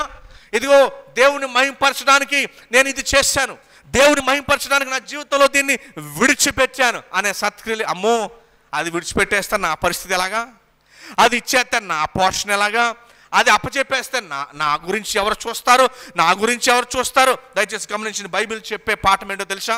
తన ప్రాణమును పోగొట్టుకున్నవాడు దానిని దక్కించుకున్నవాడు దానిని పోగొట్టుకును. ఈరోజు దాదాపుగా క్రైస్తవ బోధ అంతా కూడా ప్రభువుకి వ్యతిరేకంగానే చెప్పబడుతుంది. ఈరోజు దాదాపుగా క్రైస్తవ బోధ అంతా కూడా ప్రభువుకి వ్యతిరేకంగానే చెప్పబడుతుంది. ఇప్పుడు ఏం చెప్పబడుతుందంటే, ఎక్కడేనూ దక్కించుకో. బైబిల్ చెప్తుంది, ఎక్కడ నువ్వు విడిచిపెడితే నువ్వు అక్కడ దక్కించుకుంటావు, అది బైబిల్ చెప్పే సత్యము. అయితే ఆ యొక్క బోధ ఈరోజు పూర్తిగా పోయి మనుషులంతా తండోపతండాలుగా ఎక్కడికి వెళ్తున్నారంటే, మాకేం దొరుకుతుంది అని చెప్పి తండోపతండాలుగా నరక ఆలయాలకు వెళ్ళిపోతున్నారు. నరకానికి ఆలయాలు ఉన్నాయి, అవన్నీ మందిరాలు, అవి దేవుని మందిరాలు కాదు, అవి నరకానికి ఆలయాలు, అవి నరకానికి వెళ్ళే ప్రదేశాలు అవి. ఎందుకంటే వాళ్ళ వేల మందిలో ఒక్కరిని లేపినా వాళ్ళు చెప్పేది ఏంటో తెలుసా? ఇదిగో దేవుడు నాకు అది ఇస్తాడంట. అయితే మీరు చెప్పాలి, సత్య సంఘంలో ఉన్నవారు మీరు చెప్పాల్సింది ఏంటంటే, దేవుడు నాకేమి చేశాడో కాదు, నేను ఇప్పుడు ఆయన కొరకు ఎలా జీవించబోతున్నానో అది మనం చెప్పేవారిలాగా ఉండాలి. ఎందుకంటే నాకు చేయవలసిందంతా కూడా ఆయన కల్వరి శిలువలో చేసిస్తాడు. ఇక మీదట నేను పరిగెట్టేది సిలువు యోతకే, నా గురి సిలువు యోతకే. దానికి నా ప్రాణాన్ని సహితము నేను విడిచిపెట్టాను సరే, నేను సిలువు యోతకే పరిగెడతానని చెప్పే సంఘమే సత్య సంఘం. కానీ విచారకరంగా ఈరోజు దాదాపు 90% సంఘాలన్నీ కూడా యేసు ప్రభుకి విరుద్ధమైన బోధ చేస్తున్నాయి. అవి టీవీలో కానివ్వండి, మందిరంలో కానివ్వండి. ఇదిగో ప్రభు ద్వారా మీరు ఏం పొందుకుంటారు, ఇదే సరిపోయింది. నిజమైన క్రైస్తవుడు ఏంటో తెలుసా? ఒక మిషనరీ. నిజమైన క్రైస్తవుడు ఎవరు? ఒక మిషనరీ. ఆ మిషనరీ ఏం చెప్తాడంటే, ఇదిగో నాకు ప్రభువు చాలు, నాకు ఎందుకంటే ఎంతకాలం బతుకుతాను ఇక్కడ. మరలా చదువుతాను చూడండి, జాన్ క్రిస్టోస్టం రాసింది, ప్రజలు నీ కుటుంబీకులు నిన్ను ఎంత త్వరగా మర్చిపోతారో నువ్వు చనిపోయిన తర్వాత కనుక నీకు తెలిస్తే ఒక క్షణం కూడా వాళ్ళ కోసం బతకమంట. ప్రతి క్షణము దేవుని కోసం బ్రతుకుతామంట. దేవుని జ్ఞానాన్ని, దేవుని యొక్క రాతను మనకి ఇక్కడ ఇచ్చాడు. ఈ సత్యాన్ని మీరు అందరూ తెలుసుకోవాలని, దీన్ని బట్టి మీరు జీవించాలని చెప్పి ఇదంతా కూడా దేవుడు ఎందుకు రాయించాడో తెలుసా? ఈ సత్యాన్ని మీరు తెలుసుకోవాలనే దేవుడు ఇది రాయించాడు. ఇదే మనకు అదృష్ట గ్రంథం ఇది. ఎందుకంటే 1500 సంవత్సరాలు ఇది రాలేదు మనుషుల చేతిలోకి. అటు తర్వాత ఈ సత్యవేద గ్రంథము మనందరికీ కూడా ఇది వచ్చింది. సత్యవేద గ్రంథము మనందరికీ కూడా చేతిలో పడింది. దేవుని గ్రంథము మన చేతిలో పట్టడం ద్వారా మనం దీవించబడ్డాం. అందుకని మనం ఏం చేయాలంటే దేవుని కొరకు మనం ఏం చేయాలండి? సత్క్రియలు చేసేవారిలాగా ఉండాలి. ఏం చేసేవారిలాగా ఉండాలి? సత్క్రియలు చేసేవారిలాగా ఉండాలి. దేవుని కొరకు ఎవరైతే సత్క్రియలు చేస్తారో వారే దేవుని రాజ్యానికి పాత్రులు. ఇప్పుడు నీతి క్రియలు ఏంటో చూద్దాం. చూడండి, నీతి క్రియలు. రెండవది నీతి క్రియలు మత్తయి సువార్త 6వ అధ్యాయం మొదటి వచనం. దయచేసి గమనించండి, మనం ప్రార్థన ఏ రీతిగా చేయాలి, మన భక్తి జీవితం ఏ రీతిగా చేయాలి. చూడండి, ఇందాక కూడా మీకు జ్ఞాపకం చేశాను. మన యొక్క కష్టము మన కష్టపడాలి, మన కష్టాన్ని దేవుడు చూడాలి. మనం చేసే భక్తి దేవుడు చూడాలి. మన హృదయము దేవుడు ఎరగాలి. మన ప్రార్థన మరి దేవుడు చూడాలి. మరి చాలా సందర్భాల్లో మరి ప్రార్థన అందరికీ వినిపించినట్టు కొంతమంది చేస్తూ ఉంటారు. నేను కాబట్టి ప్రార్థన చేస్తున్నట్టు. ప్రార్థన ఎక్కడ చేయాలో తెలుసా? ఎవరు చూడనప్పుడు. ప్రార్థన ఎవరు చూడనప్పుడు మన గదిలోకి వెళ్ళి, మన ఇంట్లోకి వెళ్ళి నిశ్శబ్దంగా మనము దేవునికి మొరపెట్టాలని దేవుని వాక్యం సెలవిస్తూ ఉన్నది. దేవుని వాక్యం ఆ రీతిగా మనకి సెలవిస్తూ ఉన్నది. సో దేన్ని బట్టి మనం నడుచుకోవాలి అంటే మన ప్రార్థన మరి ఎవరికి తెలియకుండా, అనగా హృదయము దేవునికి అనుకువగాను, ఇది మరి కనబడేటట్టు చేసేది కాదు. సత్క్రియలేమో కనబడేటట్టు చేసేది, నీతి క్రియలు దేవునికి మాత్రమే కనబడేటట్టు చేసేది. మూడోది, ఇది అతి ముఖ్యమైనది, నేను వివరించాలనుకుంటున్నాను. ఇదేంటంటే ఒక పరిశుద్ధుడు ఎటువంటి ఆశ కలిగి ఉండాలి. ఒక పరిశుద్ధుడు, ఒక రక్షణ పొందిన విశ్వాసి ఎటువంటి ఆశ అతను కలిగి ఉండాలని దేవుని వాక్యం మనం అడుగుతుంది. ఎట్లాంటి ఆశ మనం కలిగి ఉండాలి, ఏ కోరిక మనకి కలిగి ఉండాలి. పౌలు భక్తుడు ఎలాంటి ఆశ మనం కలిగి ఉండాలి అంటున్నాడంటే, నేను ఇంకా దేవుణ్ణి తెలుసుకోవాలి, ఇంకా ప్రభుని తెలుసుకోవాలన్న ఆశ మనం కలిగి ఉండాలంట. చాలా సందర్భాల్లో ఏమండి, మనకు తెలిసిందేమో ఆవగింజంత, తెలియాల్సిందేమో పనసపడినంత ఉంది. ఏమండి, సో అయితే వాక్యము మనకి ఏం నేర్పిస్తుంది అంటే దేవుని గురించి ఇంకా మనకి తెలియాలి. ఇంకా నేను ప్రభు గురించి తెలుసుకోవడం ద్వారా నేను ఆయన కొరకు నేను జీవించగలను, ఆయన కొరకు నేను జీవించగలను. అయితే మన ఆశ ఎలా ఉండాలంటే, నేను బ్రతికినా కూడా చనిపోయినా కూడా ప్రభు కొరకే బ్రతకాలి. నేను బ్రతికినా కూడా చనిపోయినా కూడా ప్రభు కొరకే నేను బ్రతకాలి. ఒకసారి ఒక నిజ జీవిత సంఘటన మీకు ఇస్తాను, బాగా ఆలోచించండి. విశాఖపట్నంలో పేదరాని స్త్రీ ఒక ఆవిడ ఉందండి. ఆవిడ ఆ పాస్టర్ గారిని ఒక మాట అడిగిందంట. ఏంటి ఆ మాట అడిగిందంటే, బాబు మరి నా వీధిలో ఎవరు కూడా రక్షణ పొందలేదు, మరి నేను చనిపోయిన రోజున నువ్వు ఖచ్చితంగా ఊర్లో ఉండాలి. ఎందుకు నువ్వు ఊర్లో ఉండాలి అంటే, ఆనాడు నేను చనిపోయిన రోజున ఖచ్చితంగా వాక్యము నా వీధిలో వినిపించబడాలి. ఎందుకు అంటే, నా మరణం ద్వారా అయినా సరే కొంతమంది రక్షణ పొందుతారని చెప్పి నేను చనిపోయిన రోజు ఖచ్చితంగా నువ్వు ఊరిలో ఉండాలని ఆమె కోరింది. దయచేసి గమనించండి, ఆమె కోరిక ఎట్లాంటిదంటే, నిజమైన విశ్వాసులు మరి ఇలాగే కోరుతూ ఉంటారు. ఎలా కోరుతారంటే, నా నిమిత్తం వాక్యం వినిపించబడాలి, నా కొరకు వాక్యం వినిపించబడాలి. ఏమండి, మరి చాలామంది మరి పుట్టినరోజులన్నా లేకపోతే ఏదైనా మంచి సందర్భాలు వస్తే వాళ్ళ ఇంట్లో వాళ్ళే వండేసుకుని, వాళ్ళే చేసేసుకుని, వాళ్ళే సంబరాలు చేసేసుకుంటారు. అయితే మరి దేవుని వాక్యము నీ ద్వారా ఎప్పుడు వినిపించబడుతుంది? దేవుని వాక్యం నీ ద్వారా ఎప్పుడు ప్రజలకి ఎప్పుడు వెళ్తుంది? విశ్వాసులు తమ గురించి ఆలోచించుకోకూడదండి. ఆల్రెడీ మీ గురించి ప్రభు ఆలోచించి మీకు పరలోక రాజ్యంలో ఇల్లును సిద్ధపరిచాడు. ఆ పేద విధవరాలు అందంట, దేవా నువ్వు త్వరగా వచ్చేయి, నా కొరకు స్థలాన్ని సిద్ధపరిచావు కదా అని చెప్పి ఆ పాస్టర్ గారు అడిగితే, ఆ పాస్టర్ గారు అన్నారంట, అమ్మా దేవుడు నీకు కడతానని చెప్పాడు కదా, ఇంకా ఇల్లు అయ్యి ఉండదు, అందుకనే నేను ఇంకా తీసుకువెళ్ళా అంటే, పోన్లే బాబు ఆ ఇల్లు అవనేమండి, అయిన తర్వాతే నేను వెళ్తానని చెప్పిందంట. ఆ ఇల్లు అయిన తర్వాతనే నేను వెళ్తాను అని ఆవిడ చెప్పిందంట. దయచేసి గమనించండి, విశ్వాసాలు ఏ రీతిగా ఉండాలో తెలుసా? ప్రభు కొరకు వారు బ్రతికిన జీవించిన ప్రభుని మహింపరిచే జీవితంలాగా ఉండాలి. అలానే ఒక సాక్ష్యం కాదు, వేలాది సాక్ష్యాలు. గ్రహం స్టెయిన్స్ యొక్క భార్య మరి భర్తను 2 బిడ్డలను పోగొట్టుకున్నప్పుడు ఆమె వచ్చి మరి ఆ దేశంలో, మన దేశంలో ఉన్న హంతకుని క్షమించింది. నేను దేవుని పేరట వారిని క్షమిస్తున్నానని చెప్పి క్షమించింది ఆమె. ఎందుకు క్షమించింది తెలుసా? బ్రతికిన మరి ఈరోజు కూడా ఆవిడ గురించి మనం చెప్పుకుంటున్నామంటే దేవుని కొరకు ఆమె చేసిన క్రియే. దేవుని కొరకు ఆమె చేసిన క్రియే. ఆది సంఘము వారి శ్రమల్లో గుండా వెళ్తున్నా కూడా దేవుని కొరకు నిలబడ్డారు. ఎందుకు నిలబడ్డారంటే, ఇది సత్యము గనుక వారు నిలబడ్డారు, ఇది వాస్తవం గనుక వారు నిలబడ్డారు, ఇది సత్యము గనుక వారు నిలబడ్డారు. ఎప్పుడు కూడా దాన్ని మనం మర్చిపోకూడదండి. 3 విషయాలు ఈరోజు మరలా మీకు జ్ఞాపకం చేస్తాను. 3 విషయాలు. మొదటిది, మనం సత్క్రియలు చేయాలి. ఏం చేయాలండి? సత్క్రియలు చేయాలి. దేవుని కొరకు మనము క్రియలు చేస్తే మరి దేవుడు మహిమపరచబడతాడు. పరలోక రాజ్యంలో ఆయన మహిమపరచబడతాడు. లోకస్తులని చూచి ఇదిగో నువ్వు దేవుని పేరట చేసిన ప్రతి క్రియను వారు జ్ఞాపకం చేసుకుని వారు దేవుడిని మహిమపరుస్తారు. మొదటిది సత్క్రియలు. రెండోది నీతి క్రియలు. నీతి క్రియలు అనగా ఎవరికి కనిపించకుండా చేసేది. ఏమండి, ఎవరికి కనిపించకుండా నువ్వు చేసేది. చాలా సందర్భాల్లో మరి మూడో మాట ఏంటంటే పరిశుద్ధ ఆశలు మనం కలిగి ఉండాలి. మూడోది ఏంటంటే పరిశుద్ధ ఆశలు మనం కలిగి. ఇప్పుడు చూడండి, ఒక పేద విధవరాండు గురించి నేను మీకు జ్ఞాపకం చేశాను. ఆమె ఏం చేసిందంటే మరి ఆమె ఆశ చనిపోయిన బ్రతికినను దేవుని కొరకే బ్రతకాలని ఆశ కలిగి ఉంది. దేవుని కొరకు నిలబడింది. నా ప్రయాణము దేవునితోనే అని చెప్పింది. మూడు విషయాలు మీకు తెలియజేశాను నేను. మొదటిదేమో సత్క్రియలు, రెండోదేమో నీతి క్రియలు, మూడోదేమో పరిశుద్ధమైన ఆశలు ఆమె కలిగి ఉంది. మన పరిశుద్ధమైన ఆశలు మనం కలిగి ఉండాలి. పరిశుద్ధమైన ఆశలు అనగా దేవుని కొరకు ఆశలు మనం కలిగి, దేవా నీకోసమేనయ్యా, నీకోసమైన జీవితము, నీ కొరకు నేను జీవిస్తాను, నేను నా కష్టమైన నష్టమైన నీకోసమే నేను బ్రతుకుతాను, నా కోసం కాదు. ఒకవేళ నాకు ఇబ్బందులు వస్తాయి అయినా కూడా నిలబడతాను. దేవుడు మనల్ని సంతోషకరమైన పరిస్థితుల్లో ఉంచినా కూడా మహిమ ఆయనకే, ఘనత ఆయనకే, ఆయన కొరకే మనం జీవిద్దాం. కానీ అంతే తప్ప లోకం కొరకు మన కొరకు మనం జీవించొద్దు. ఇవే జీవగ్రంథంలో రాయబడే క్రియలు. మనము దేవుని కొరకు ఏదైతే విడిచిపెడతామో అవన్నీ కూడా పరలోక రాజ్యంలో మన నిమిత్తము రాయబడతాయి. నేను మిమ్మల్ని అడిగాను అనుకోండి, పరలోక రాజ్యంలో మీకోసం ఏమైనా దాచుకున్నారా? పరలోక రాజ్యంలో మీకోసం ఏమైనా దాచుకున్నారా? ఇక్కడ ఏం దాచుకున్నారంటే బోలు చెప్తారు, నాకు ఇల్లు ఉందండి, ఆ ఊరిలో ఏమో స్థలం ఉందండి, అలా వెళ్తే 1 ఎకరం పొలం ఉందండి.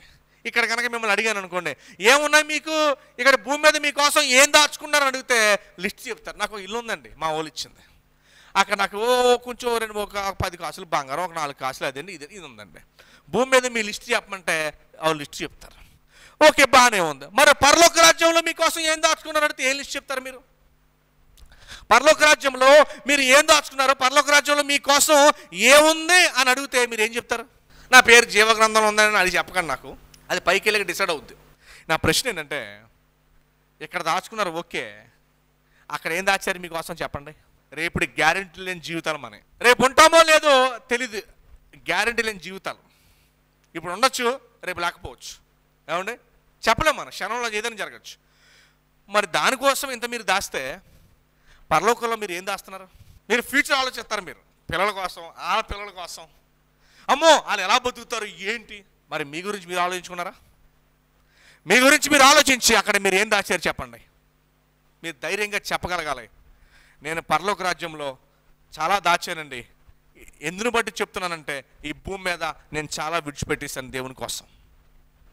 ఈ భూమి మీద నేను దేవుని కోసం చాలా విడిచిపెట్టేశానండి. నాకు తెలిసిన ఒక మిషనరీ అమెరికా దేశంలో ఆర్మీలో పనిచేసేవాడు. ఆయన ఆర్మీలో పనిచేసి గుంటూరు వచ్చేసాడు. గుంటూరు వచ్చేసేటప్పుడు ఒకే వైపు టికెట్ కొనుక్కున్నాడు. ఇంట్లో చెప్పాడు, నేను వెళ్ళిపోతున్నాను గుంటూరు, భారతదేశానికి వెళ్తున్నా సేవ చేయడానికి. ఒకవైపే నేను టికెట్ కొనుక్కుంటున్నాను, రెండో వైపు నేను టికెట్ కొనుక్కోవటం అని చెప్పి భారతదేశానికి వచ్చేసాడు. 7 సంవత్సరాల నుండి ఒక పాకలో ఉంటూ ఒక అనాథమ్మని పెళ్లి చేసుకున్నాడు. 5 పిల్లలు అతనికి. ఒక అనాథమ్మని పెళ్లి చేసుకుని తెలుగు నేర్చుకుని అక్కడ సేవ చేశాడు. ఇండియాలో అతన్ని కొట్టి తరిమేస్తే ఇంకెప్పుడు రావద్దని చెప్పి రెడ్ స్టాంప్ పాస్పోర్ట్లు వేసేస్తే నేపాల్లో సేవ చేస్తున్నాడు. నేపాల్లో అక్కడున్న మరి అనేకమైన ప్రభుని ఎరగని వారికి, విగ్రహారాధనలో ఉన్న వారికి అనేక మంది అక్కడ సేవ చేస్తుంటే అక్కడ కూడా ఆయనకి ఇబ్బందులు ఎదురవుతున్నాయి. ఆయన అన్నాడు, కరెక్టే, ఈ భూమే నాది కాదన్నప్పుడు నేను ఎక్కడుంటే ఏంటి అన్నాడు. నిజమైన యాత్రికుడిగా జీవిస్తూ ఉన్నాడు. నిజమైన యాత్రికుడిగా ఆయన జీవిస్తూ ఉన్నాడు. ఆయన పరలోక రాజ్యంలో అన్నాడు, నేను చాలా సంపాదించుకున్నాను, అందుకని ఇక్కడ నేను ఏమి సంపాదించుకోవాలా. ఈ భూమి మీద యాత్రికులు మనం పరలోక రాజ్యంలో జీవ గ్రంథంలో రాయబట్టడానికి మన దగ్గర క్రియలు ఉండాలి. దేవుడి మాటలను దీవించును గాక.